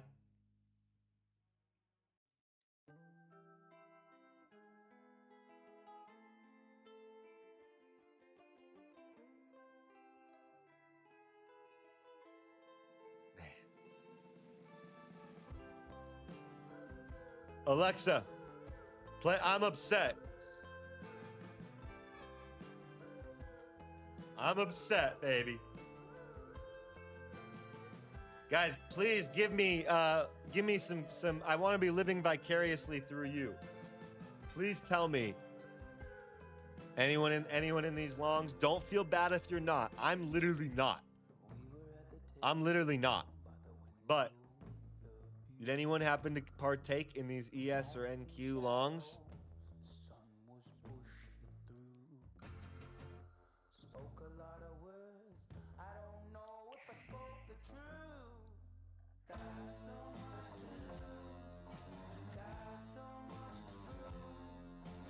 You just turned on my Alexa.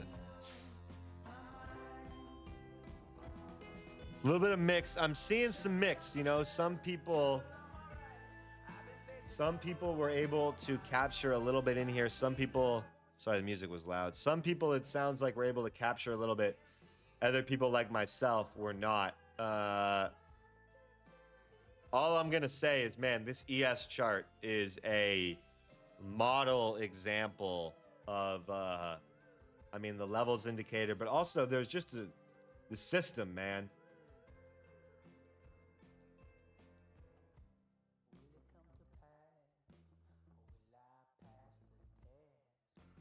I think this is such a gorgeous trade. I'm hopeful that somebody was able to partake a little bit in that.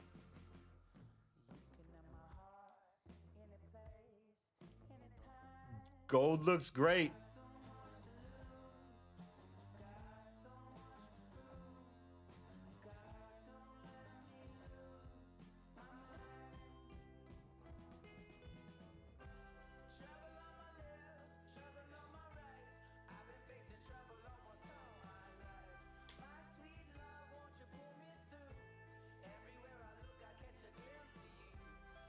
Hell yeah, hell yeah.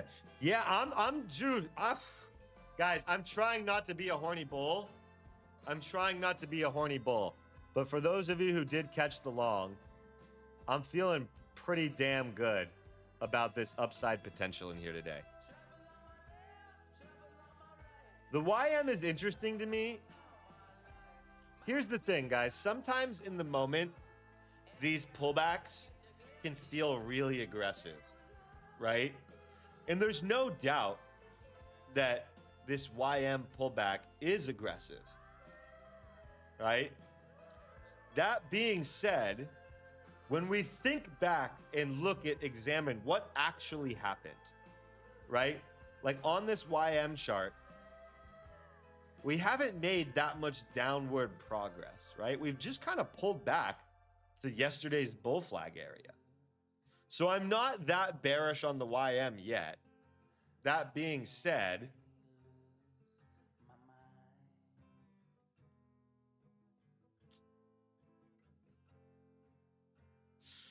yeah, I don't know. I don't have a super clean read because you'd think with the other indices being so strong, YM would be holding up.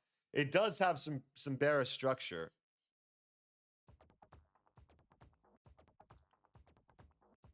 The rake trades levels indicator is the indicator that we have built based off of the level system that I learned and then tweaked to be my own. We had some students of ours and team members of ours create an indicator that automatically plots these levels each morning for us. So it's not an indicator just saying buy here, sell here, but it takes out some of the workload and automatically plots out these levels.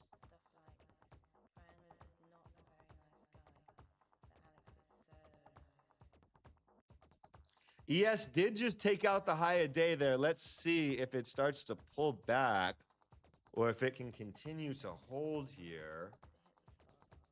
I'm not necessarily done for the day, guys. I'm exhausted from all these streams. Truthfully, I got to go take a nap at some point. Christian is going to stream. Normally, I'll be on the Power Hour streams. Christian is going to stream Power Hour by himself today because I need rest. I need just to sleep. So after this stream is over, I'm going to talk to Christian, walk him through the process of streaming solo. Yeah. But it's I'll be on for a chunk longer, and I'm open to trading. I really, really am. I agree, bro. Sleep is super important. Trust me. I do not. What I did last night, I have no intentions of doing regularly.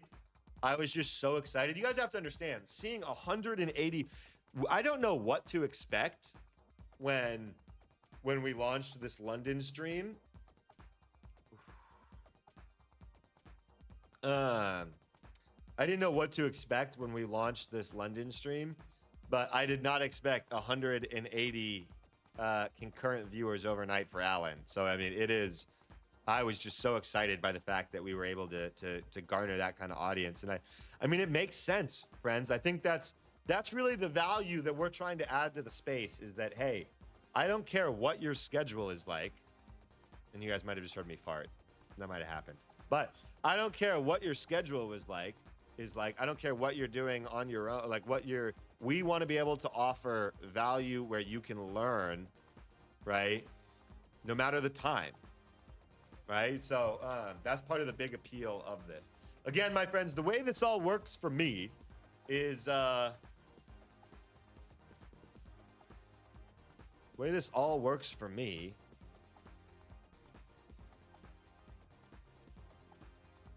We need the fucking deal, guys. We need the deal. I don't even want code RAKE or code RT. I want them to reach out and say, hey, we know you guys fuck with RAKE so hard, you don't even have to use the code. Give them the deal, baby. I want the Supermax.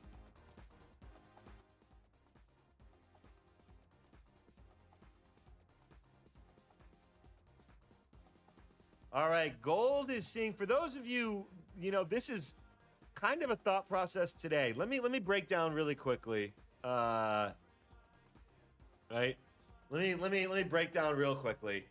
I am normally a gold advocate, right? I'm normally a gold advocate. Normally, when the market opens each day, I go to gold first versus trying to trade one of the indices. Today, I gravitated way more towards the NQ in the ES, right? Just off the top, anybody have a thought process as to why I was focused more on the indices versus gold today? No wrong answers, but I'm curious what somebody thinks.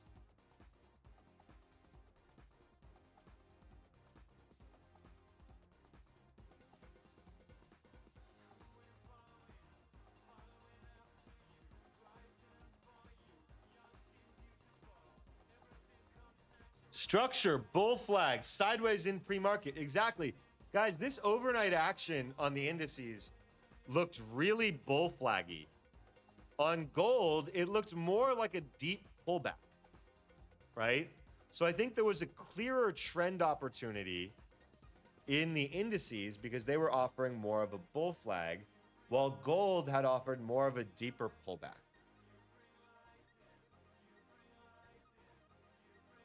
Right now on the levels indicator, I'm using a lot of levels because I don't want anything missed. I have 100 max levels with 300 look back days.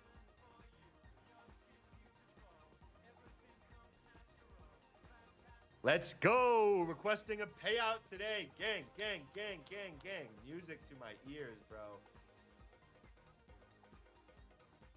All right, guys, full disclosure. I have been on stream for 3 hours straight. I need to poop. Please excuse me.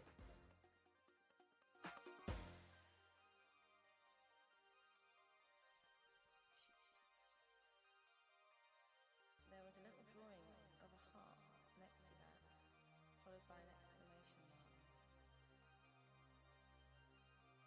The back of his was covered in stuff like, Brownie is not a very nice guy, but Alex is so nice. And that had an exclamation thing too. It was just silly crap that hit the spot, and he let himself be drawn in.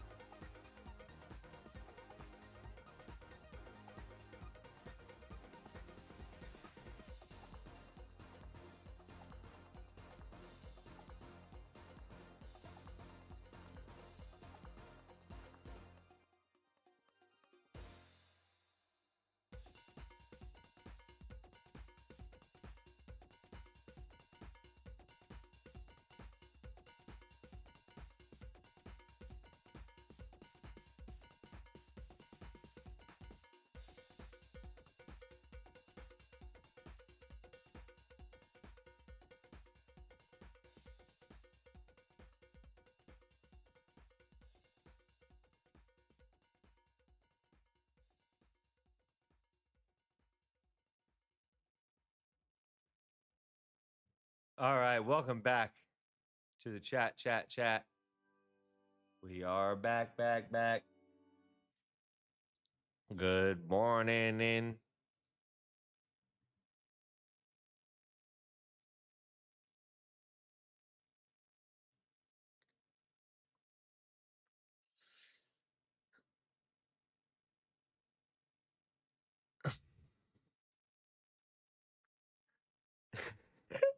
I'm seeing that we're suggesting Ron G start an OnlyFans.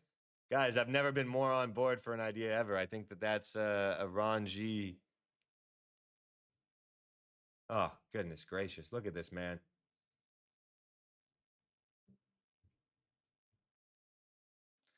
Look at that, baby.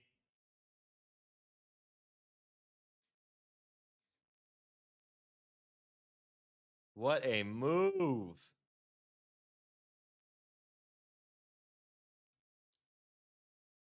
NQ level to level. I mean, oh, guys, you just can't make this up. You just can't make this up. Hey, don't be mad at yourself if you didn't execute perfectly on this, all right?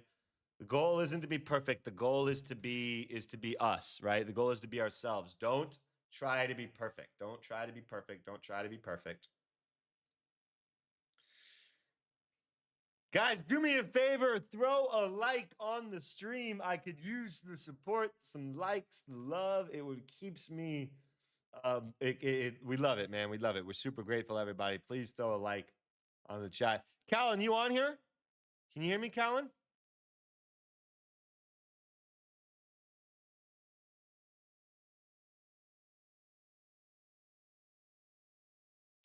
Awesome, bro. Gonna put a responsibility on you right now. Everyone, please spam the chat. Spam it. Callan, scroll through your phone, and land on one username. And just pick up that username.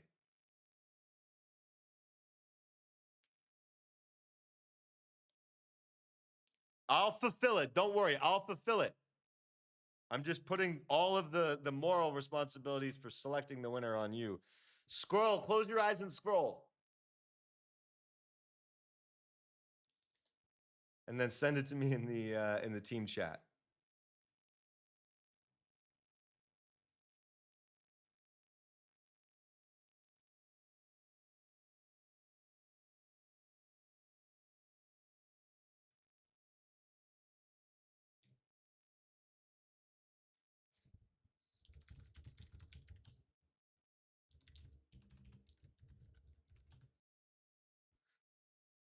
Da, na, na, na, na, na, na, na, na, na. He accidentally picked someone who had already won. So I am redistributing this, making executive decision, redistribution.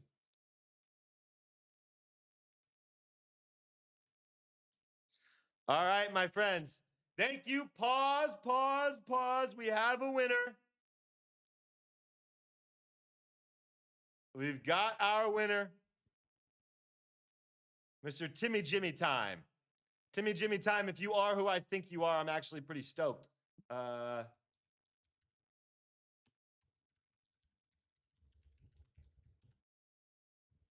Timmy Jimmy Time. Are you Tim Jim in the Discord? If not, that's a crazy crossover.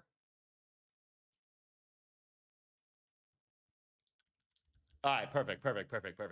I was gonna say, if not, that would have been even crazier.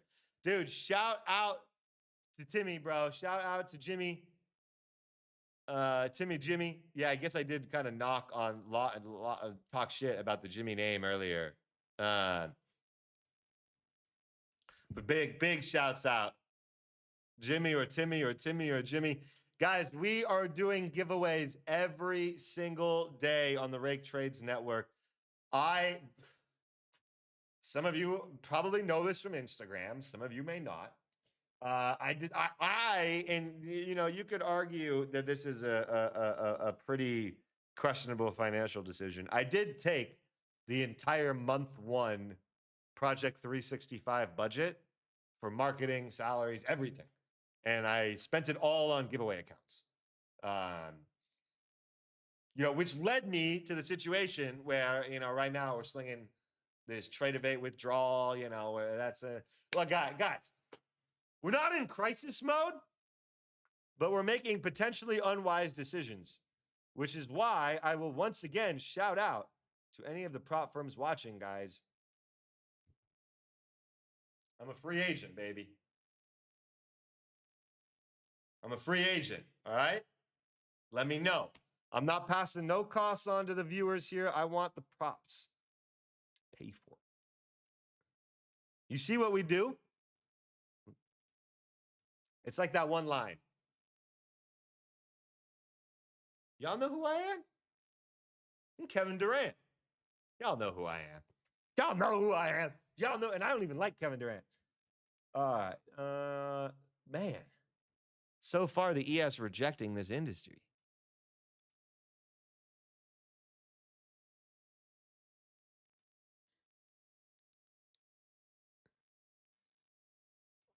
So far, the ES has been level to level. Did we tag that one or dude, that is.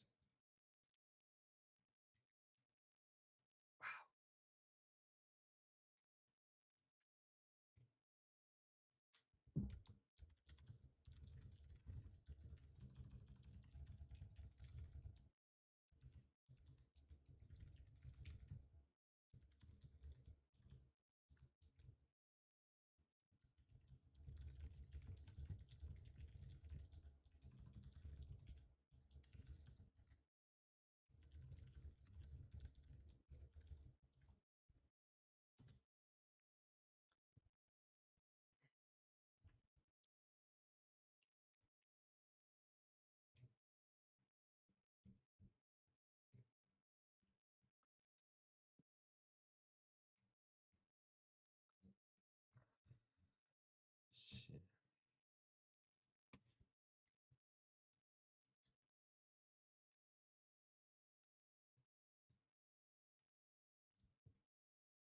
I'm seeing it. Yep. Green to red there. I'm seeing it. That's a valid level. I'm seeing that as valid. I'm seeing that as valid.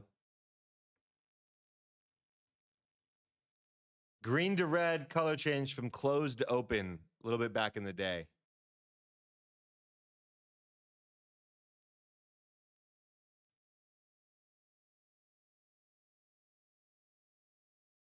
Hey, Aaron, if they're not showing the same and you have the indicator, go ahead and throw a question in the indicator chat in the Discord, and hopefully we can take a look and get it sorted.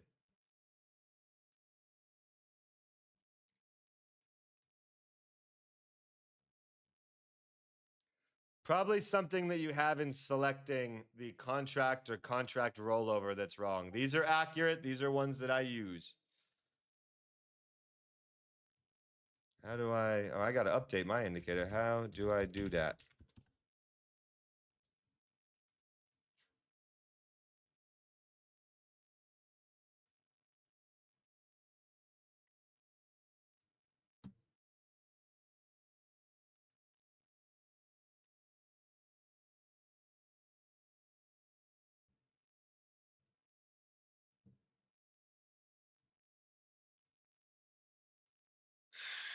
See, gold got a little bit more of a pullback than some of the other indices there. And I think that really speaks to the kind of setup that it had pre-market. Pre-market, we just saw more strength out of the indices, more opportunity in the ES and in the NQ than in gold.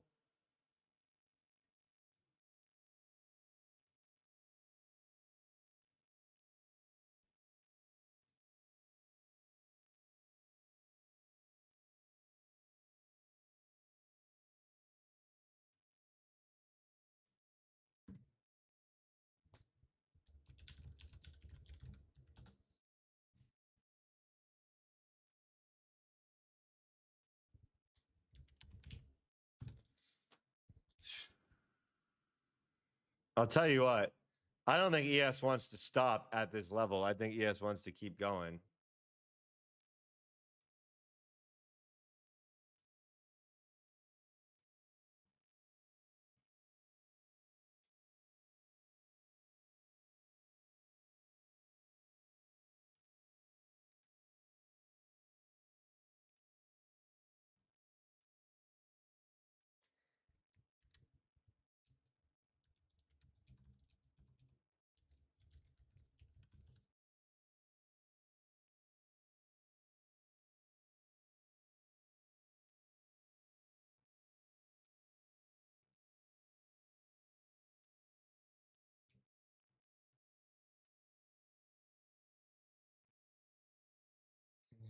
Invite only.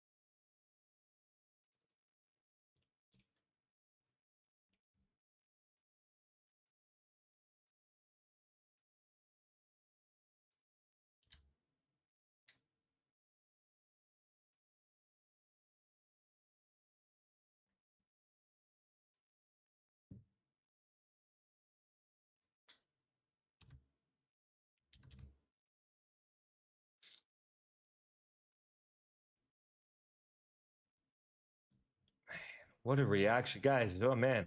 If there was ever an advertisement for our levels indicator, I mean, right now is a pretty damn good one.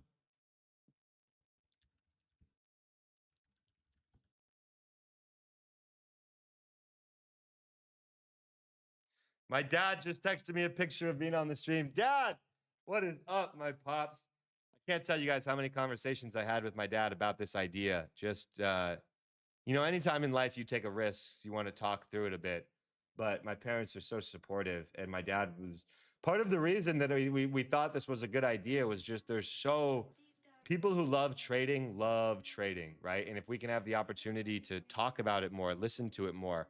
Even my dad's not a trader, but he just likes hearing about markets, you know? So if we can put together a network where people can listen about markets, it's awesome. It really is. So I saw somebody ask, what's the free agent thing mean? Guys, the way this network survives is not by putting the cost onto the consumer. The network survives by putting the cost of production onto companies in the space, which means I am actively looking for a partner that I love and trust and all that to help us continue to keep this alive. That way I don't have to. It would be cool to not pay totally out of pocket. All right, I'm gonna probably try this ES long. I wish I wasn't going to, but this just looks so sexy, and I'm having a hard time staying away, guys. 2-minute buy triggers. I just don't think the R to R is going to be great.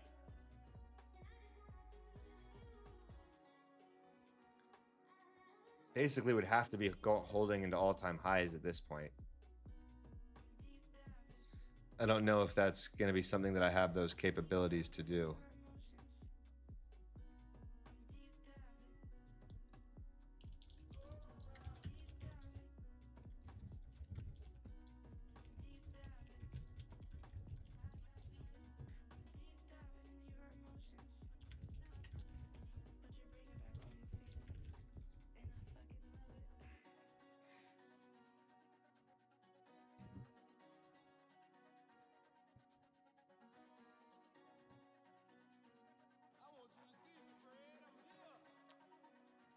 Thinking it's going to be a no trade little portion of the day for me here.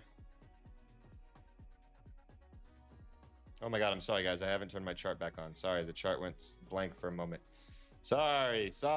I'm not perfect, dog. I am but a mere mortal.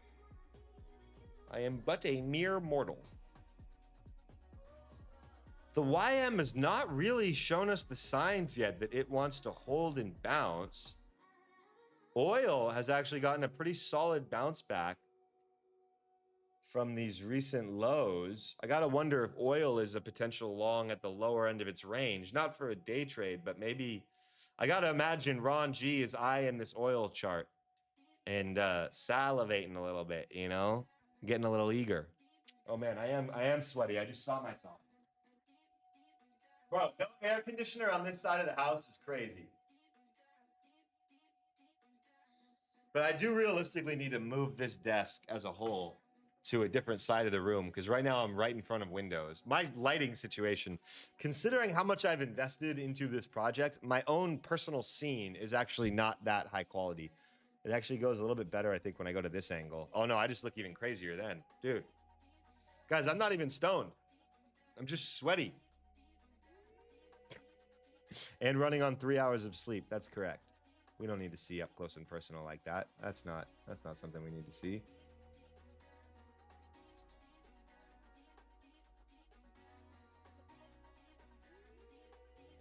All right, guys. I am not trying to push. My intention was to never not sell anything on these first few days of being on this stream, because that really isn't the intention of it. That being said, I mean, thinking that the levels indicator kind of speaks for itself here, I'm going to ask to see if we can get a discount code made for y'all. And if anyone wants to get a little half off action.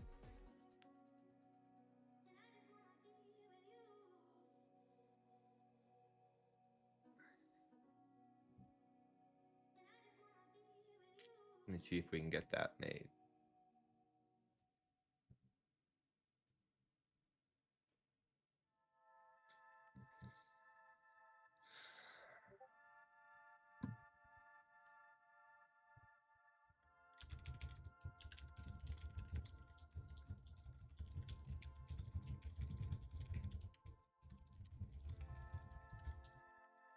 All right, guys, give me 1 second. I'm going to ask if we can get 50% off on our levels indicator in course. Let me see. What should a code be? Just stream, maybe? All right, let me see if we can get that made.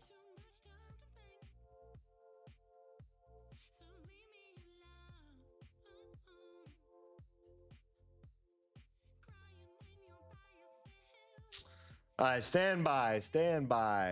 I don't even have the music turned on. I don't know what we're listening to right now. This is just, I'm sorry, guys. I'm going to try to add to the copyright-free playlist.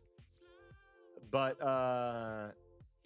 right now it's only 13 songs, so they're probably repeating.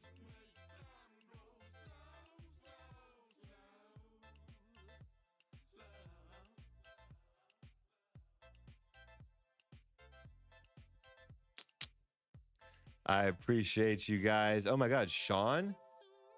Someone say, what up, Sean? Is that Sean? Sean? What the hell? Evan Smith saying, levels indicator and the mastermind video have changed the way I see charts. I've just joined 2 weeks ago, and I've made so much progress in my trading. Do the mastermind, guys. It's really good. Trust and Rick. Guys, I'm not even trying to advertise. I love you all. That's so nice of you. I do stand by our products. We have some of the best products in the entire trading space, best course, all that. All right, let me post the link right now and pin this shit. If you are interested, by no means do you have to. If you want to continue to watch us for free and just on the streams, we are going to be here to offer free value to you guys every single day for 10 hours a day. That being said, if you're interested in the levels indicator, if you're interested in the mastermind program, let me send the link and a discount code to that right now.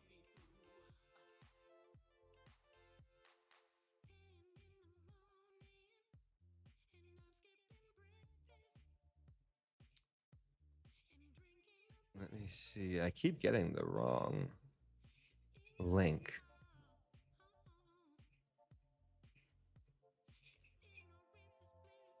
All right, here we go.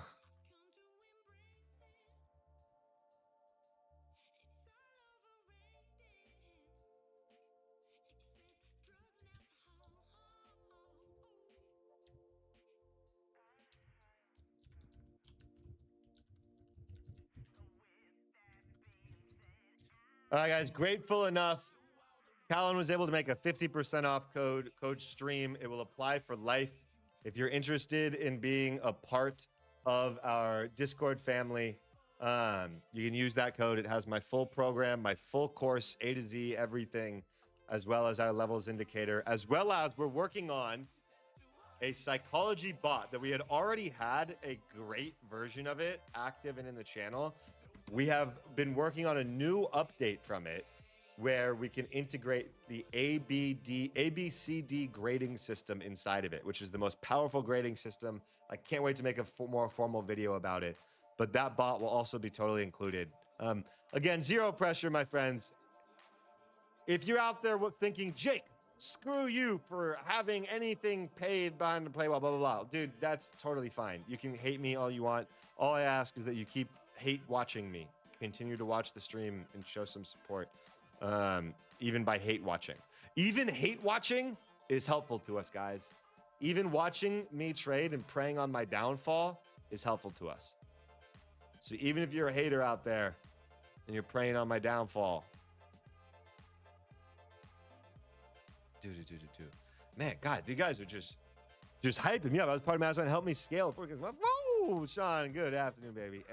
Evan, dog, I appreciate you guys a ton. I seriously stand by that program. I put my heart and soul into it, you know. So I really did. Man, guys, I might have to clock out strictly due to FOMO prevention. This is getting pretty bad. There's a lot of money on the table today to be had, and I just oh man, just not feeling great about it. Thank you so much all for being on the stream. Wow, over 3,000 total people have checked out the stream today. Absolutely incredible. Absolutely incredible. So I'm just, man, what a dub, guys. I really love this idea. I love this project. I love you all. The only thing I don't love is the end motherfucking Q stabbing us out at the literal low before doing exactly what we wanted into the upper level. No way. ES hit all-time highs already? No way. Really?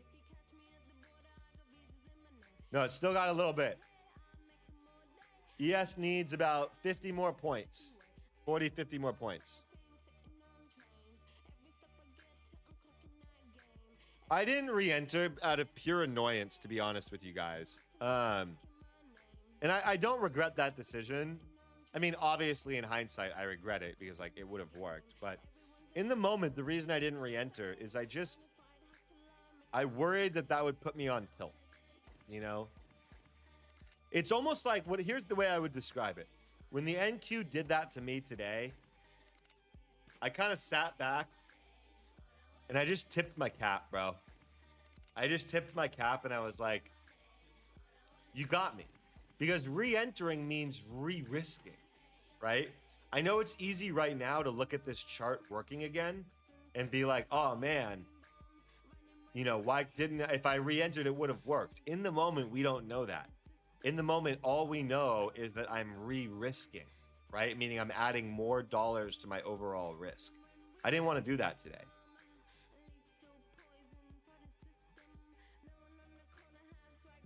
Do I regret it now? For sure. In the moment, I still think it was the right decision. I'm still pretty happy with my trading over the last few days.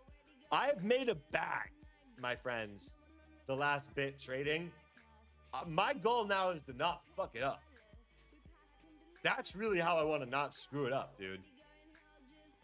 And so I'm being a little bit more defensive than lately, you know?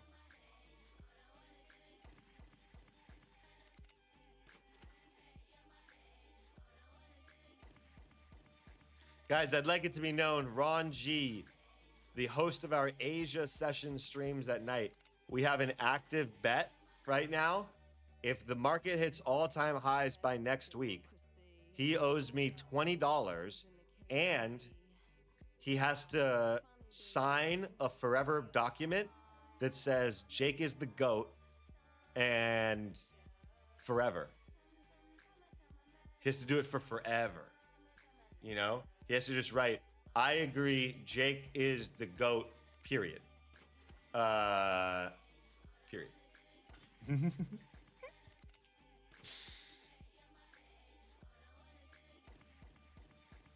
I like where gold is pulling back to right now, but I don't know if I see a trade available here. I'm trying to think about, all right, what would the trade be here? I'm not so sure I see one, truthfully. Maybe a short back down into the level? But I think that the better... Guys, I'm a gold trader. I love gold. I love gold. Right now, I see better opportunities in the indices.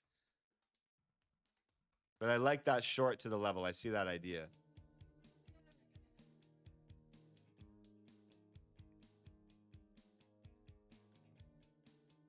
Got it enabled here too. Sometimes TOS and TradingView have some kind of differences. We met our bet. We made our bet based on TradingView.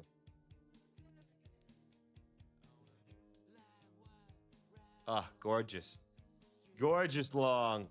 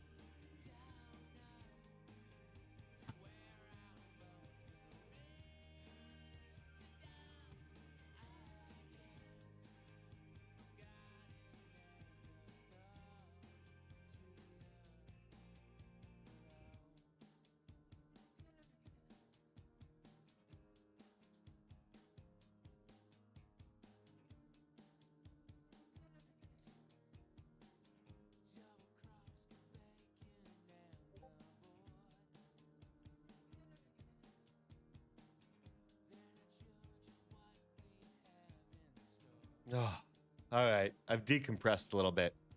I've decompressed a little bit, my friends. I've decompressed a little bit. Woo! Couple LFGs in the chat. I'm so grateful for you all. Look, my friends, I gotta go sleep, dude.